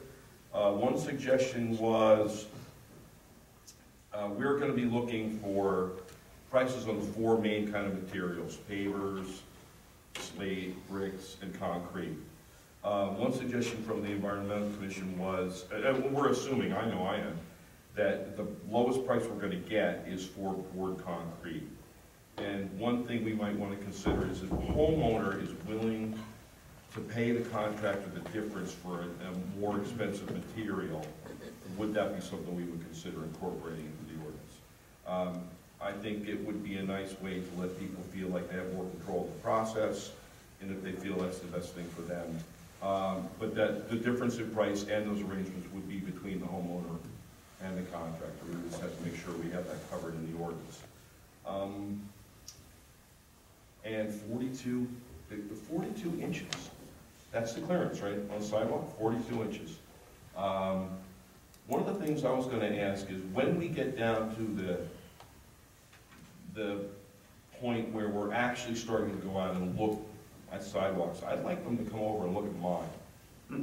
No, really, I wanna see. I mean, I wanna know, because I have both. I have concrete on part of it because I had to replace the slate. I mean, when we bought that house in 97, anyway, when we bought the house, the homeowners wouldn't write the policy because part of our sidewalk was raised up because the tree was pushing up the slates. So now I know we didn't do the right thing. We pulled some of the slates out, shaved off the roots, and then poured concrete back down. And there's still been some movement, and some of the slate is cracked. And I'd just like to see, just so I know what we're asking people to do, does my sidewalk pass muster? You know what I mean? You know, fair's fair, and I'd like to just know what we're asking people to do. All right.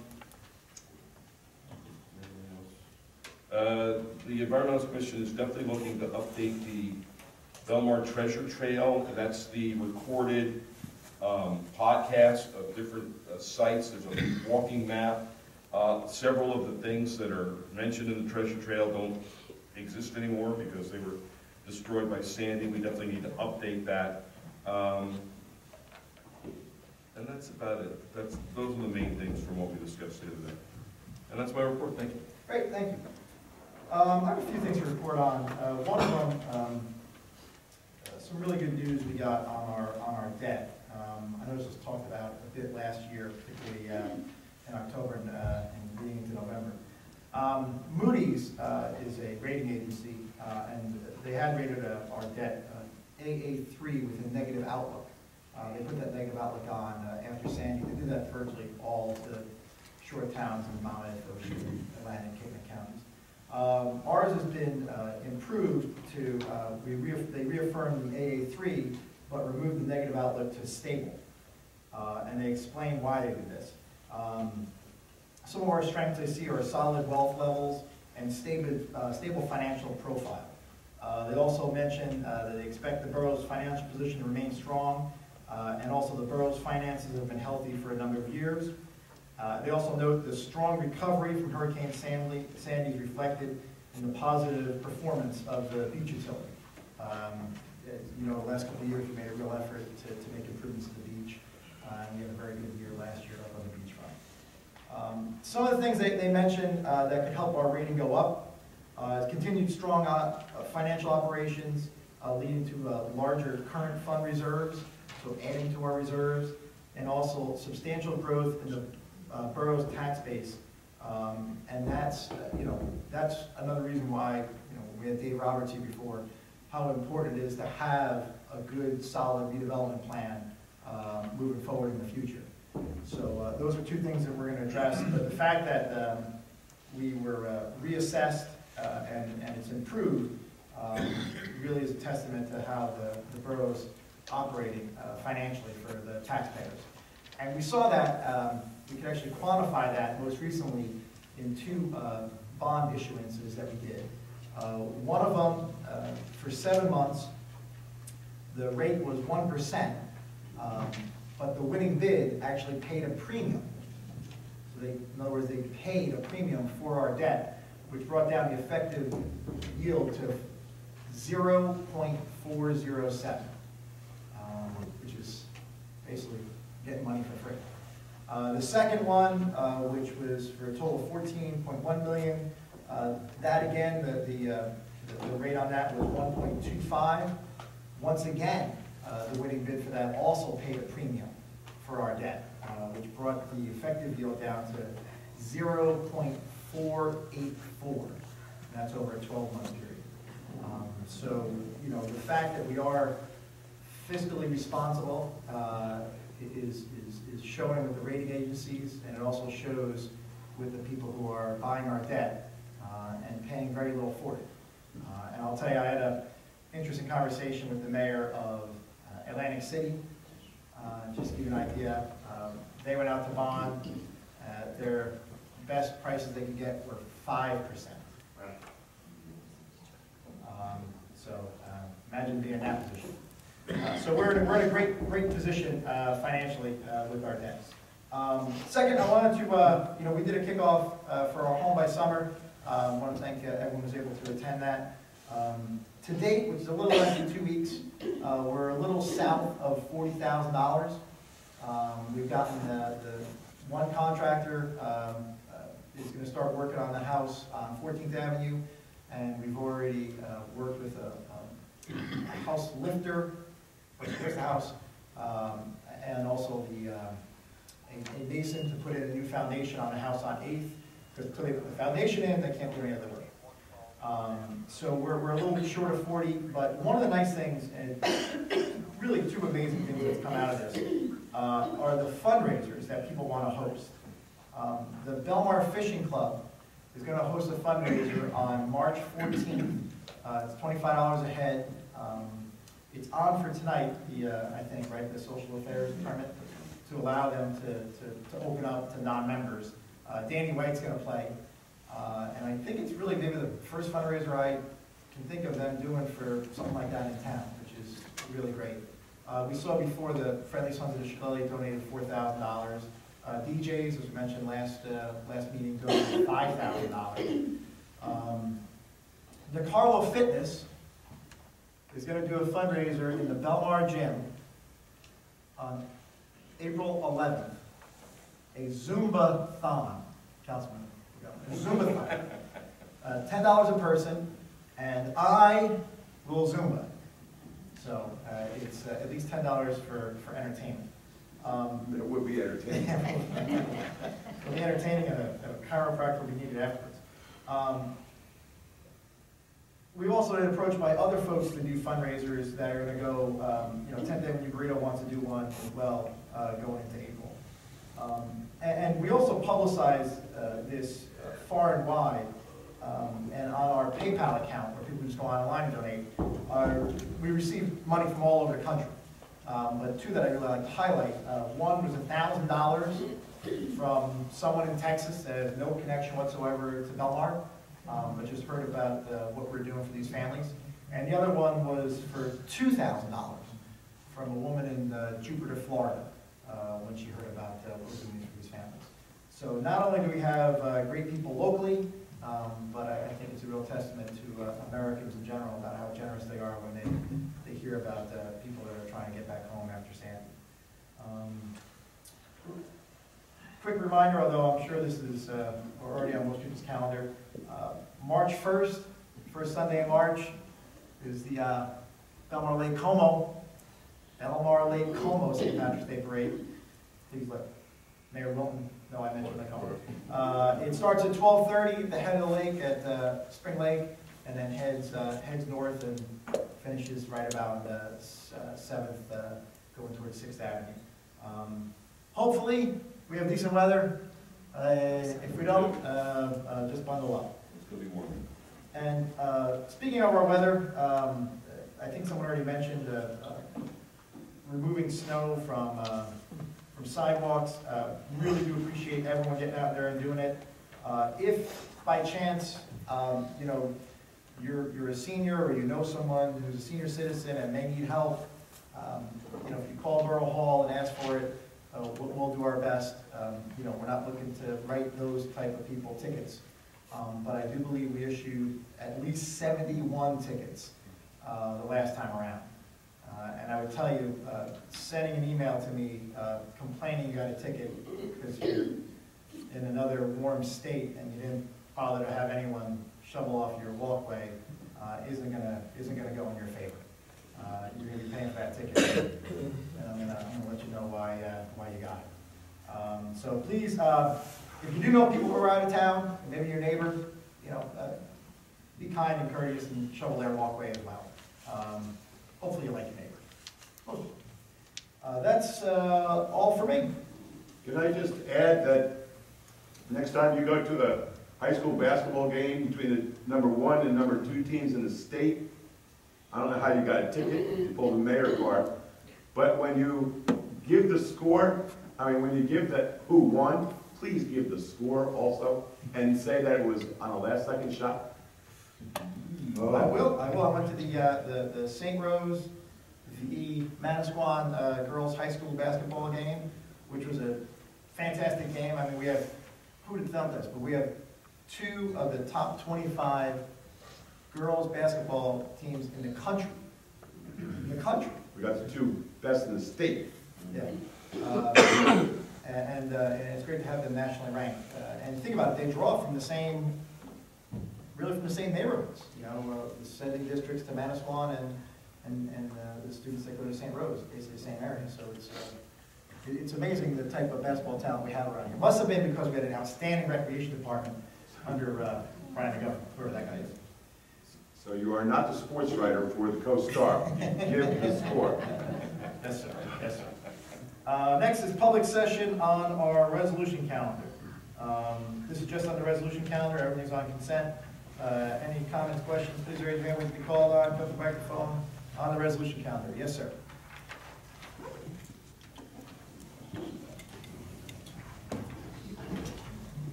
Gene Kramer, 4th Avenue. I request 2 corrections to be made. One of them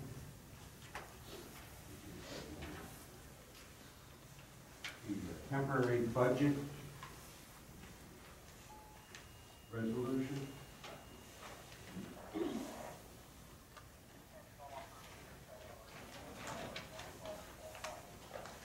Yep, go ahead. Yeah, I asked that that a correction be made. This is on the last page, and it's probably the largest line item, the payment of notes. Can that be corrected, please? Corrected to what? Well, I don't know. You're going to have to tell me. It's not a number. Oh, it's an apostrophe, it should be a comma. So that's $1,108,800. I'll make sure it's there. That's it? Funny, I just asked if that be corrected. This is obviously wrong. What is it? It's just a typo? It's apostrophe where it should be a comma. That makes it easy. No, we knew what it is. I did. Yeah, yes, you did. Okay, Gene, any other, something you said? Yes. The resolution pertaining to shared service agreement with Borough of Avon. This is for a telescoping articulating aerial device. That's like a bucket truck. Sure. Looks like it's going to go for about $100,000. There's another resolution in there for purchasing this thing. Actually, the agreement with Avon, there's a mistake here also. This is about, this agreement shall commence upon final execution of the agreement and shall continue for a term of 5 years until February 17th, 2015. That's until tonight. I think that the 2015 should be changed to 2020. Will be corrected. Okay, thank you. Actually, there's a similar mistake with the, there's a service agreement with Lake Como for brine application on their streets. I think that one needs to be corrected also. Thank you. See anyone else for the public portion? I'll make a motion to close the. This is on the resolution calendar. Is this the parking? This in regards On to a parking? resolution, yeah. Okay.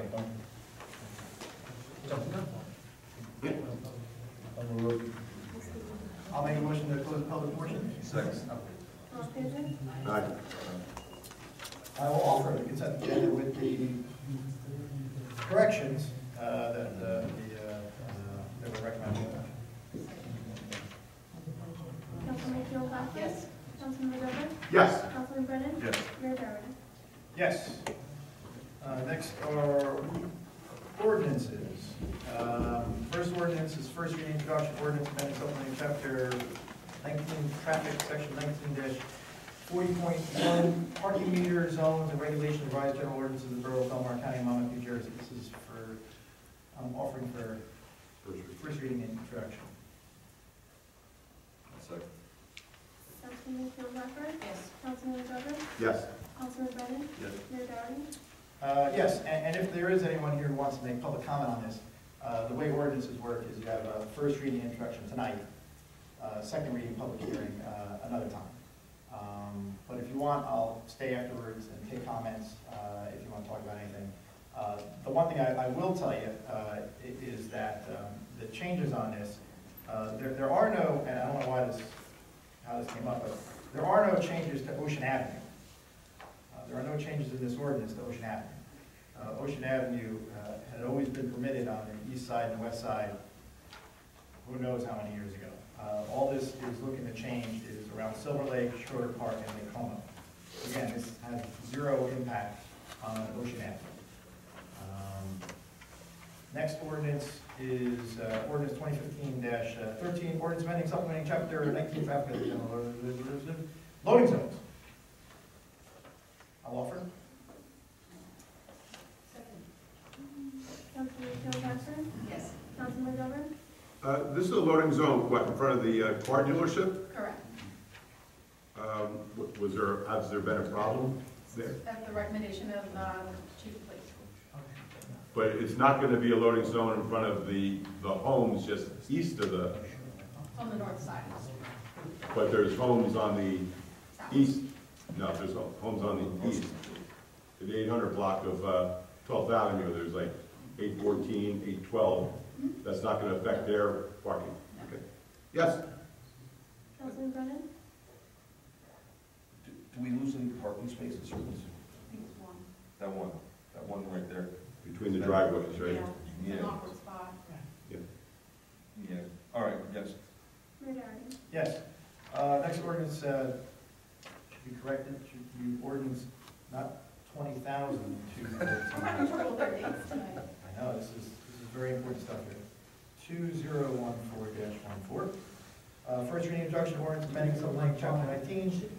1514. Oh, I'm sorry. I got 2015. Damn, sorry. Traffic section 19-10, temporary parking prohibition for snow plowing and removal, general ordinance of the Borough of Belmar. This is to get people to get their cars off the road when you're heavy snow. Oliver? I'll second. Councilman Keeling-Blackford? Yes. Councilman McGovern? Yes. Councilman Brennan? I was waiting for my phone call last night. Yes. Mayor Darrell? Yes, and you know, that's a good point. You know, the administrator and I discussed that, including Mike Campbell, and obviously it did snow last night. But, you know, we want to really, we want to encourage people to take their cars off the street anytime it snows. But we don't want to be alarmist in our code regs. So, you know, when the National Weather Service says it's going to be 20 to 40 inches or whatever it is, you know, then we alarm people. If it turns out to be 8 inches, we think that's great. Turns out to be 4 inches, that's even better. But this was forecast for like, you know, 3 to 6, and we ended up with maybe 5. But I think the ordinance calls for 24-hour notice. I don't think we can ever give somebody 24-hour notice. I mean, let's say yesterday afternoon, we got a change in the forecast and said it's going to be heavier. Somebody will say, I can't get my car off, you didn't give me 24-hour notice. So I think we're going to have to look at that. I think 12 is a lot. I mean, if we know a big storm's coming, everybody else knows a big storm coming. I do think, you know, with the group, we workshop this amongst borough employees, public works and police department, and our concern was giving enough notice so that before or after somebody gets home from work, let's say, that they wouldn't be blindsided by the directive. But, you know, I think what we're suggesting is that we would be noticed by the code red system, and a lot of folks get those to their cell phones, and posting to the Belmar website. I think you could argue 12 hours could be ample. Right, and again, the idea here is we don't want to Right. give anyone a ticket. Correct. We just want to move the We car. just want them to move their cars. Sure. And if we have to, you know, to have this type of tool in our toolbox, you know, but we can, you know, we can take a look before second reading, you know, Yeah. or we can take That's a a look minor at enough changing the change, time I say frame. 10 to 6 hours, I mean, if you can't move your car within 6 hours of notice, you know, That's fair. That's fair. It depends when the 6 hours are. I mean, in the middle of the night, if things change. yeah. But the weather forecasting has gotten a whole lot better over the years. They called for this one 3 to 6. Mainly pretty accurate. The one before there, Occasionally it gets way well. messed up. Right. Yeah, The one that's that- bad. Lucky for But us. occasionally it gets messed up a little bit. But as long as it messes up in that area where we thought we're getting 30 and got 3. Right. Well, we can take a look at the I time. could look into a 12-hour. And this is my probably legal question, if we tell them they have to get their cars off the street and they don't, are we have less of a liability if our plow hits them? Because I know every once in a while those guys are out there early in the morning and it's tough plowing early in the morning, especially if there's a whiteout. If that plow hits a car that's not supposed to be on the street, are we still liable for that damage? Or let's say it kicks up ice that breaks a window on that car that's in the street? Have you found that that's been an issue? I don't know. Todd, do you know? Yeah. Have we had any plows hitting cars? The last 10 years, it's happened once or twice, but nothing wrong. I know we had an issue with Monmouth County on Ocean Avenue. It wasn't our plow. It wasn't our plow, but, you know, and they try to do it as quickly as possible. You know, I mean, you know, you watch those reporters on the side of the road and they get splashed and everyone laughs, but there's pieces of asphalt in there, there's whatever rocks are in there, there's pieces of ice. Yeah, it's not a pleasant experience. So Things can go we in. reduce our liability for damage by, if they don't get it off, then? Sure. I mean, is it an absolute bar to liability? Probably not, but. I mean, it depends on Sneaky the attorneys. It depends on the circumstances. Yeah. You know, if it, like, it's a sidewalk issue, right? If you fall on a sidewalk, whose responsibility? It's sort of like that. It's not absolutely black and white under those circumstances.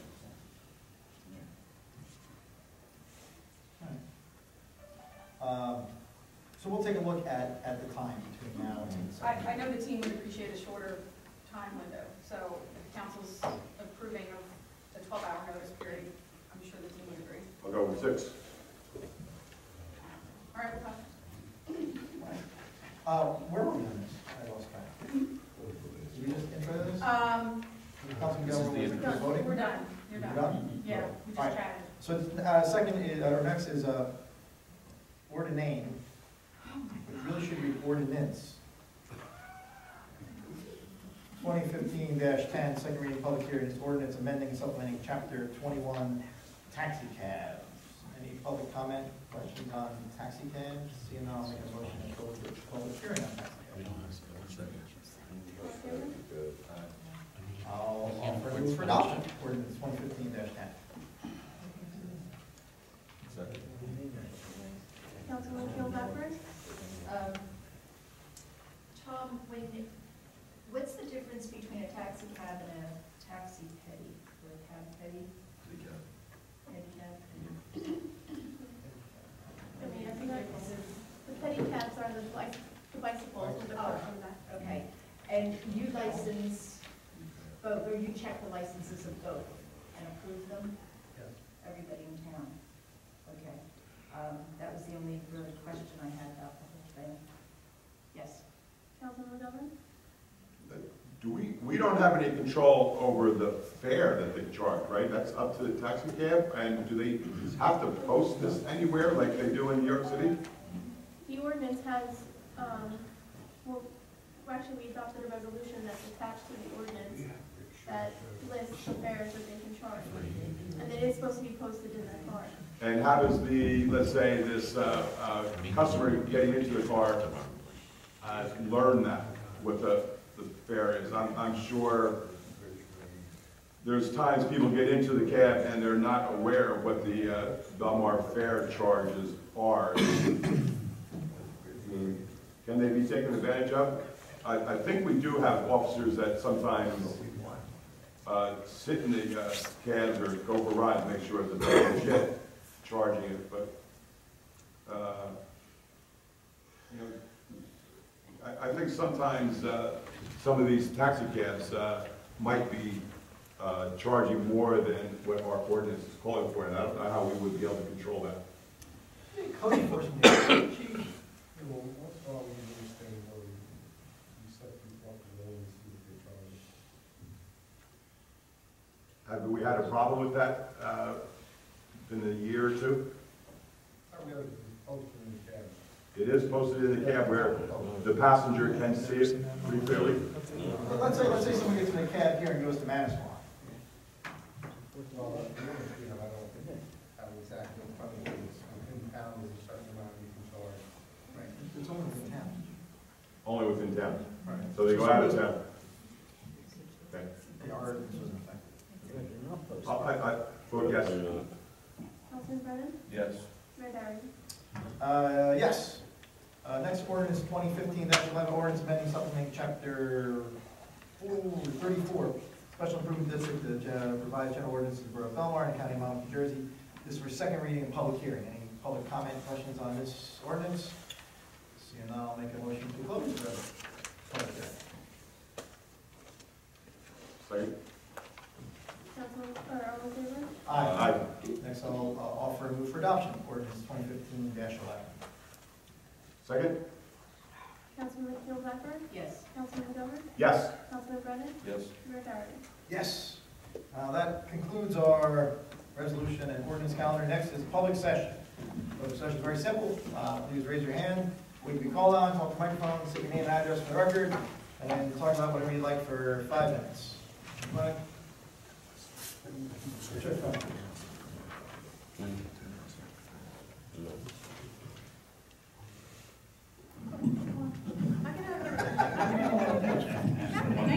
She lives for this. Bruce Blocker, 407 9th Avenue, Belmar.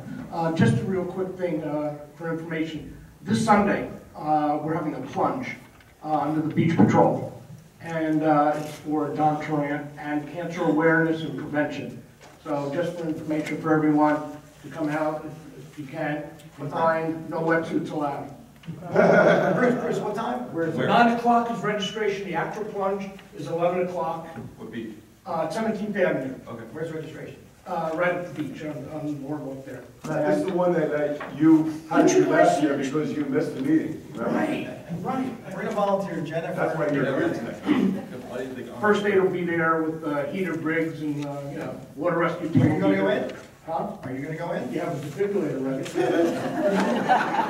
I made my contribution. I might go in. Thank you. You wanna-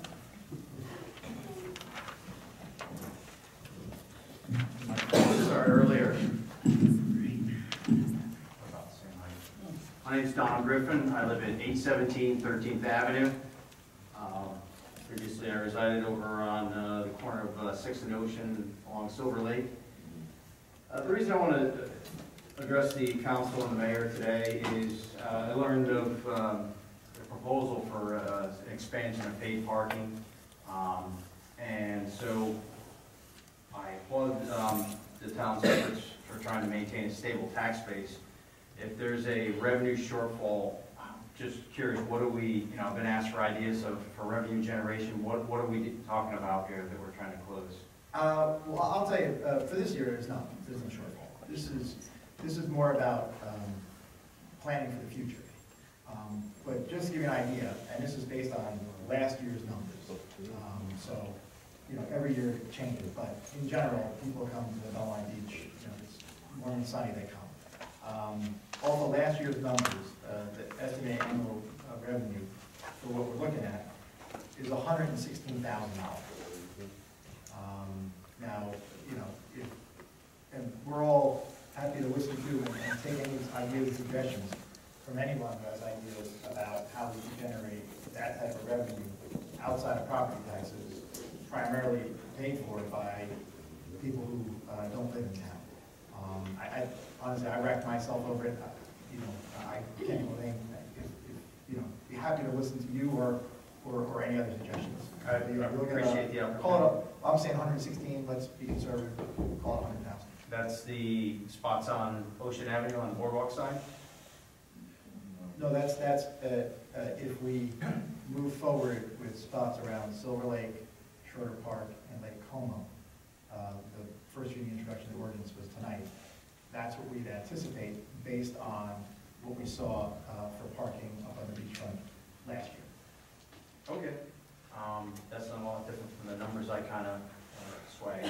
Counting the number of spaces around Schroeder Park at 45 and Silver Lake at about 92, and Westside Ocean Avenue has got 188 spaces available, and that's currently in the ordinance.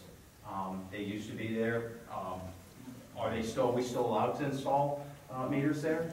This ordinance in no way, shape, or form changes the west side of Ocean Avenue, which they're permitted to be put up there at any time. Yeah. Okay, that's something I would encourage. What you may have seen in emails that I sent to you, but I'll read for the benefit of the group here is I am deeply concerned about the proposition of added metered parking spaces to side streets other than Ocean Avenue. In particular, the addition of metered parking spots would have a detrimental effect on the families with young children that choose to Belmar's quieter north end beaches for easy access to free parking. This easy access to numerous free parking spaces also draws hundreds of beach volleyball players during weekdays to play after work. The Jersey Shore Runners Club also meets twice a week at 6 p.m. for a group run on the boards. Making the beach and the boardwalk access more difficult, I think conflicts with Belmar's positive attitude toward fitness and a healthy lifestyle. The numerous weekday events such as dancing and music concerts held at the Taylor Pavilion or the site of the Taylor Pavilion will also be negatively impacted and force a predominantly older attendants to park further away or pay for parking, because parking goes until 7 o'clock at night. Now, there's nowhere else in Belmar in the summertime that offers the ease of access to the beachfront besides Silver Lake without the burden of paid parking. Whether these families or beachgoers live on the west side of Belmar or in Wall Township, they choose to visit our neighboring town that offers a more convenient and affordable access to the beachfront. The businesses in that area will suffer because beach patrons will have $10 less in their pockets each day they visit. When presented with a choice to visit Belmar each summer, the affordable price of a $55 beach badge and free parking is an attractive consideration. When the badge cost is coupled with paid parking at $20 a weekend, Belmar is pricing itself out of the market. So these families of maybe just beyond the Belmar border, I mean, Wall Township, they don't have a beach. They have a choice. They can pay $100 in Spring Lake, they can pay $100 in Avalon, or they can come to Belmar for $55. And they love coming here, they love our restaurants, they love the beach, but in a few weekends of paying for parking, they now have a cheaper option of going to these neighboring places. And so I think that it's something that we want to consider because it may have unintended consequences. So if there's a need for any additional paid parking that's necessary, the reinstatement of those spaces along West Side Avenue, the west side of Ocean Avenue, would be my suggestion for the additional revenue. And thank you very much for hearing what I had to say. Thanks, Don. And before he sits down, you know, Don's probably one of the best athletes we have at Belmar. Very well Just aware. so embarrassing, he never comes to council meetings, but how many years did you win the triathlon? This year's and 3 before that. And you've done the Ironman in Hawaii? A couple times. A couple times, huh?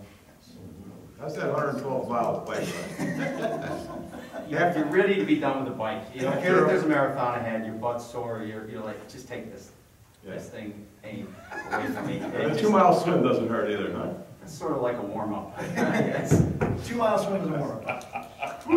Well, yeah, That's that's the amazing. rest of the race. Some athlete. Well, thanks for coming. And one thing, and this is not on your time, it's on ours, but it says, one of the things that we did talk about was, you know, all the spaces that we're looking to meter are not in front of someone's home.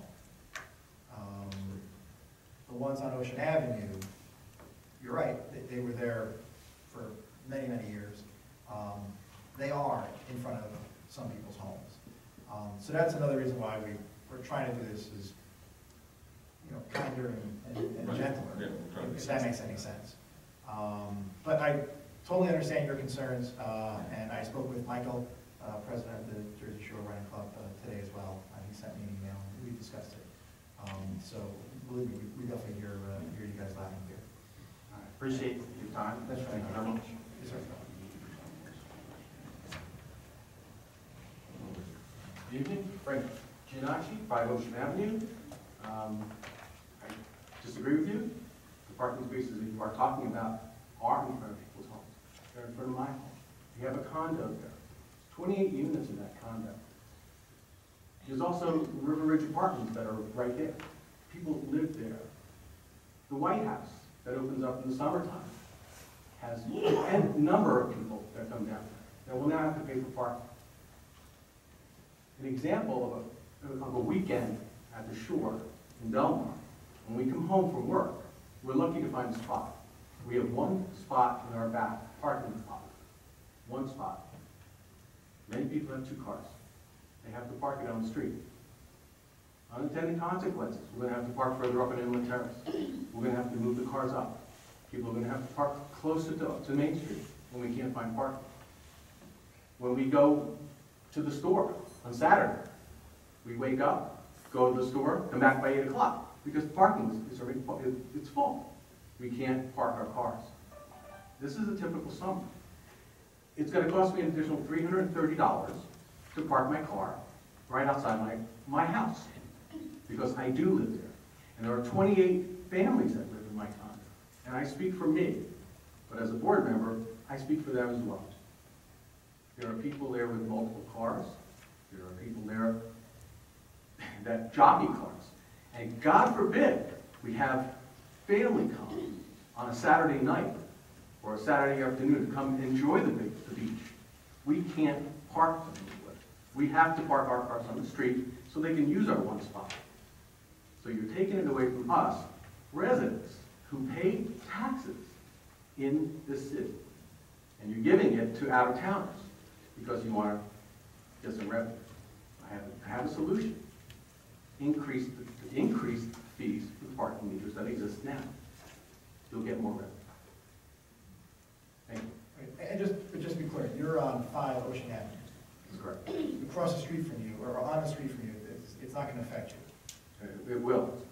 Not on the street in front of you. Well, you're saying you're putting meters back there. No. It says here.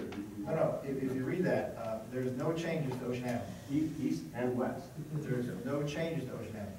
There's no meters there now. There used to be parking meters there for forever, and until about 12 years ago, they took them away. I walked out today, I didn't have to pay for parking. If you're gonna put meters there, there's a change. There's the meters there for longer than there have not been meters. Right, but just follow what I'm saying here. Okay. We're going to do it around Schroeder Park, That's right outside my driveway. but not in front of your place on Ocean Avenue. We're a condo, we're not a house. Not in front of your property. There's River Ridge Apartments that are there as well, which is right across. Yeah, totally understand, and it's not in front of River Ridge either. You can disagree with me all you want, and you could argue the fact that it's not in front of somebody's house, but it is in front of our house. We have people that overlook that. Just because the address says Ocean Avenue doesn't mean that people don't use that space around there. And it's outside of our house.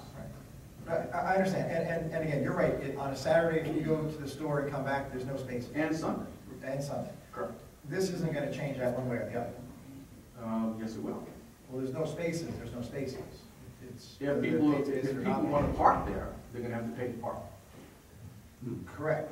Okay, the unintended consequences, and this is what I think is going to happen, is everybody that used to park around that we call the quad, all right, George Park, that space will be empty.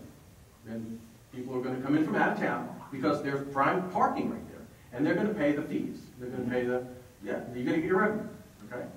But everybody else who used to park there is now going to park closer up or park their car on Friday night on Inlet Terrace in front of other people's houses, and we're not going to move them.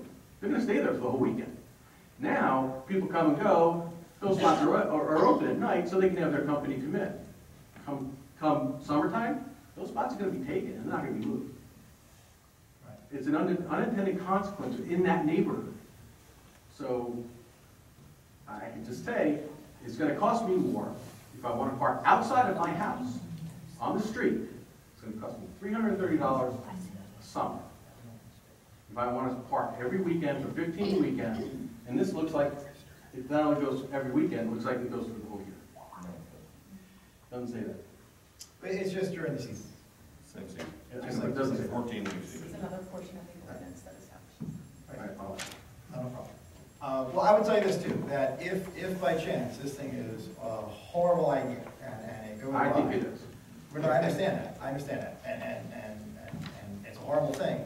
We could always change it next year and not do it. I mean, I think you could look at this as a pilot program for this summer. Let's see how it works. Let's say we don't hit our revenue numbers, don't come close to it, and it makes everyone's life uncomfortable. We'll remove it. Why can't you look at increasing what the meters that exist right now? I'm not saying we could look at that as well. I'm offering a solution. I'm not just coming here complaining. I understand. I appreciate that. Right, and I understand what you're saying, and we will look at that. But I think that this is a decent policy to move forward on. And again, if we're totally wrong, and you're right, and this thing is an abomination, we'll get rid of it. I can tell you right now, the city might get more money from it, but it's going to be an abomination for everybody living in that neighborhood. Let's give it a summer. Okay. I don't want to. That's what I understand. I understand. I'm here to say I think this stinks. No, and I think that everybody in my building is going to say the same thing because anybody with 2 cars needs a spot on the street. You have to. We only have one spot in the back. Okay? And we do this dance every time, parking in the back for snow removal, to do the dance with the city and the county to get snow removed. We do it very well. We try to do it as best we could. You do a great job. But now we're going to have a hard time. Now it's going to cost more money. And to us and to me, that's another tax that I have to pay. It's a tax. Okay? And everybody in the building who has 2 cars or 3 cars or relatives coming is going to have to pay that tax. Thank you. All right, thanks. Yes, sir. Tom Dillon, 1000 River Road. Since the subject of taxis came up, I know some of those fellas, and I don't know if they ever tell you this or anything, but they've said it to me quite a few times. They're licensed by Belmar, yet they always say that there's all sorts of taxis coming in here from out of town that don't have the medallion from Belmar and are working here.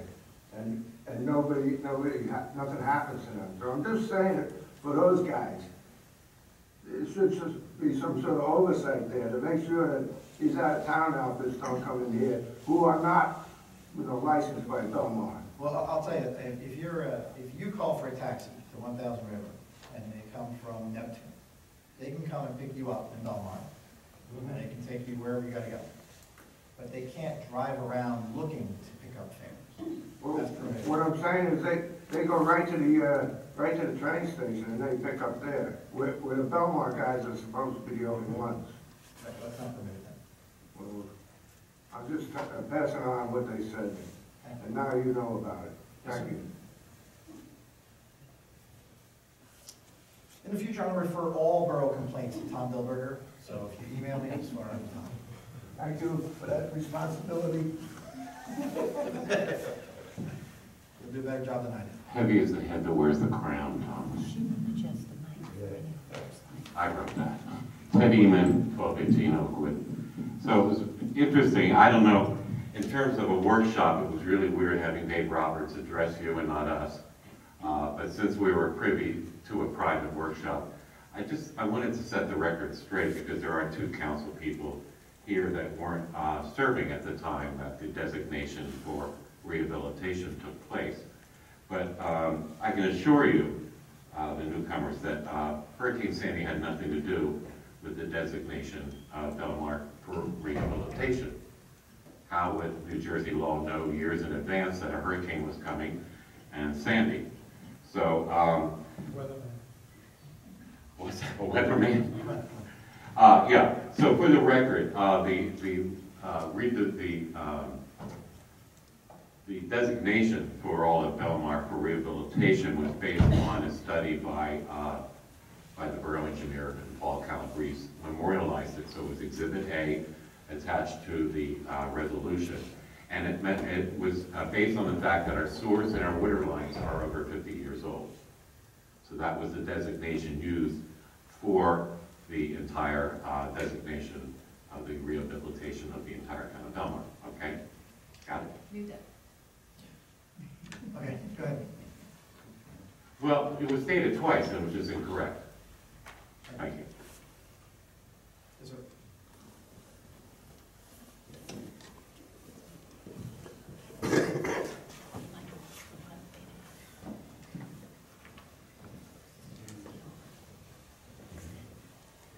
Mike Seabeck, 110 2nd Avenue. Good evening, Mayor Doherty, Council. A couple quick questions. The report that was referenced tonight for the extensive discussion on development, is that, and I apologize in advance, I did not check, is that available online?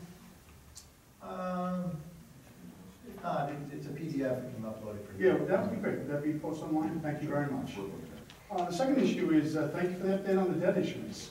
The question I have is, we issued 2 tranches, and I was listening carefully, but got a little lost there. One was a 7-month and one was a 12-month in maturity, is that correct? Duration. Is there any reason we're not taking advantage of the status of generally low rates to roll that into more permanent financing? Because both of these have FEMA money attached to them that are still coming in. Still coming in. Okay, so it's basically hasn't been determined what we're ultimately going to have to bond out for. Correct. Thank you very much. Have a nice day. Yes.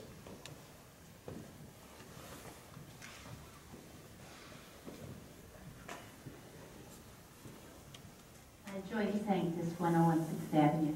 First, I wanted to address the meters. I actually think that's a good idea. I live right there on 6th Avenue, and I think if we can produce income by putting meters in on the side of the lake, even don't really object to my side, but if that's the plan, I think it might work. I think you can get a lot of people that complain about it, but I think it's a good way to generate revenue. I also want to address the redevelopment of Main Street. There's a national organization, and I don't know who heads up the committee or who is really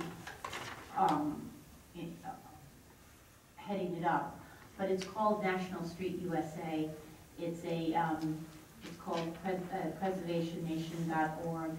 It's a national Main Street center. It's worked in 22,000 communities throughout the country.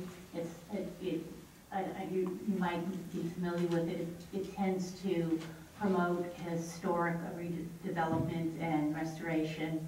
It's just a great organization. It's free. It helps towns like ours that are a little bit all over the place with what to do with their main streets and how to revitalize them.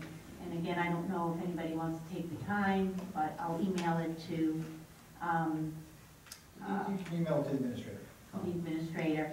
And I just really would encourage you to look into that as far as a go-to free resource to help just focus what's going on Main Street. That's all I want to say.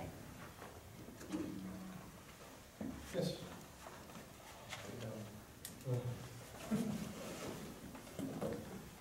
George, 111 3rd Avenue. First of all, I want to apologize. I always bounce in and out of meetings because I have to juggle my children around. My daughter's got to get in right now. The issue on Sean getting the circuit thing, not only does he give these scholarships, but the people he hires, like the Kidsel family, Kevin O'Donnell, the other people in town, my kids have been going there, just a really great person.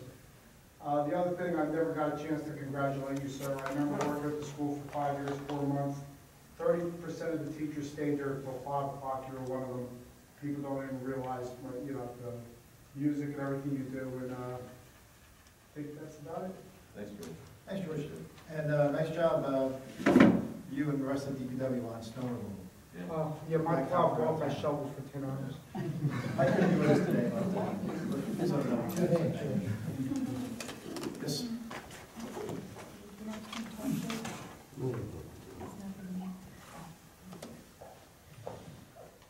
Gene Kramer, 4th Avenue. I guess I just have a question. Do we still have a borough flag? I passed Borough Hall here. You mean an American flag? No, Or a like, Belmar flag. This one up here? Right there on the wall. Yeah. But you mean flying on the public wall? No, I see a lot of these around here, but now we're making formats out of them. We make everything out. But yeah, we do have a flag. Yes. Okay. Maybe it'd be nice, we do have, I guess, 2 or 3 flagpoles out in front of the building.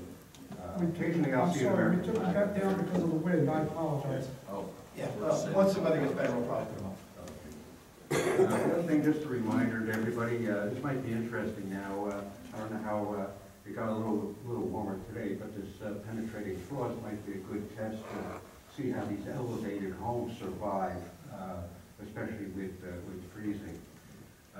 Just a reminder to everybody, if the frost if it goes cold again here, which I think is predicted, if you have a faucet and sink on the outside wall of your building, it might be a good idea just to let the water drip a little bit now and keep it from freezing up on you. Thank you. Yes, sir.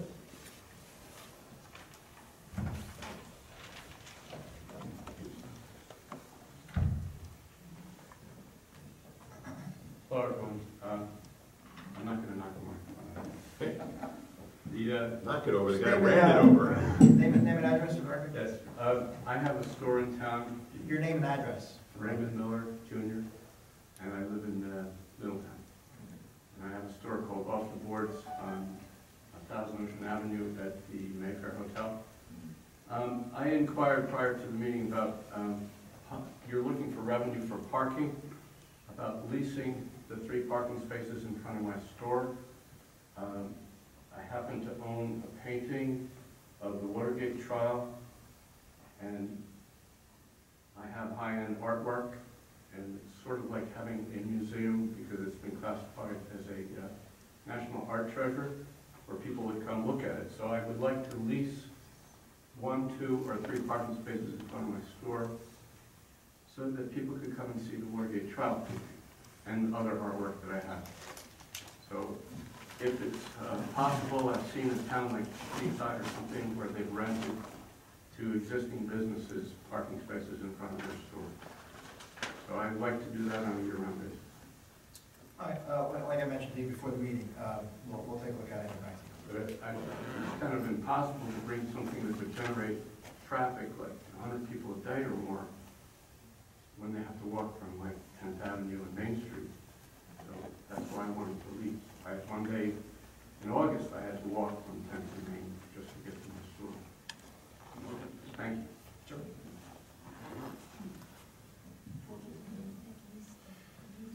I apologize. 111 3rd Avenue. Did you say the date is March 14th at the fishing club?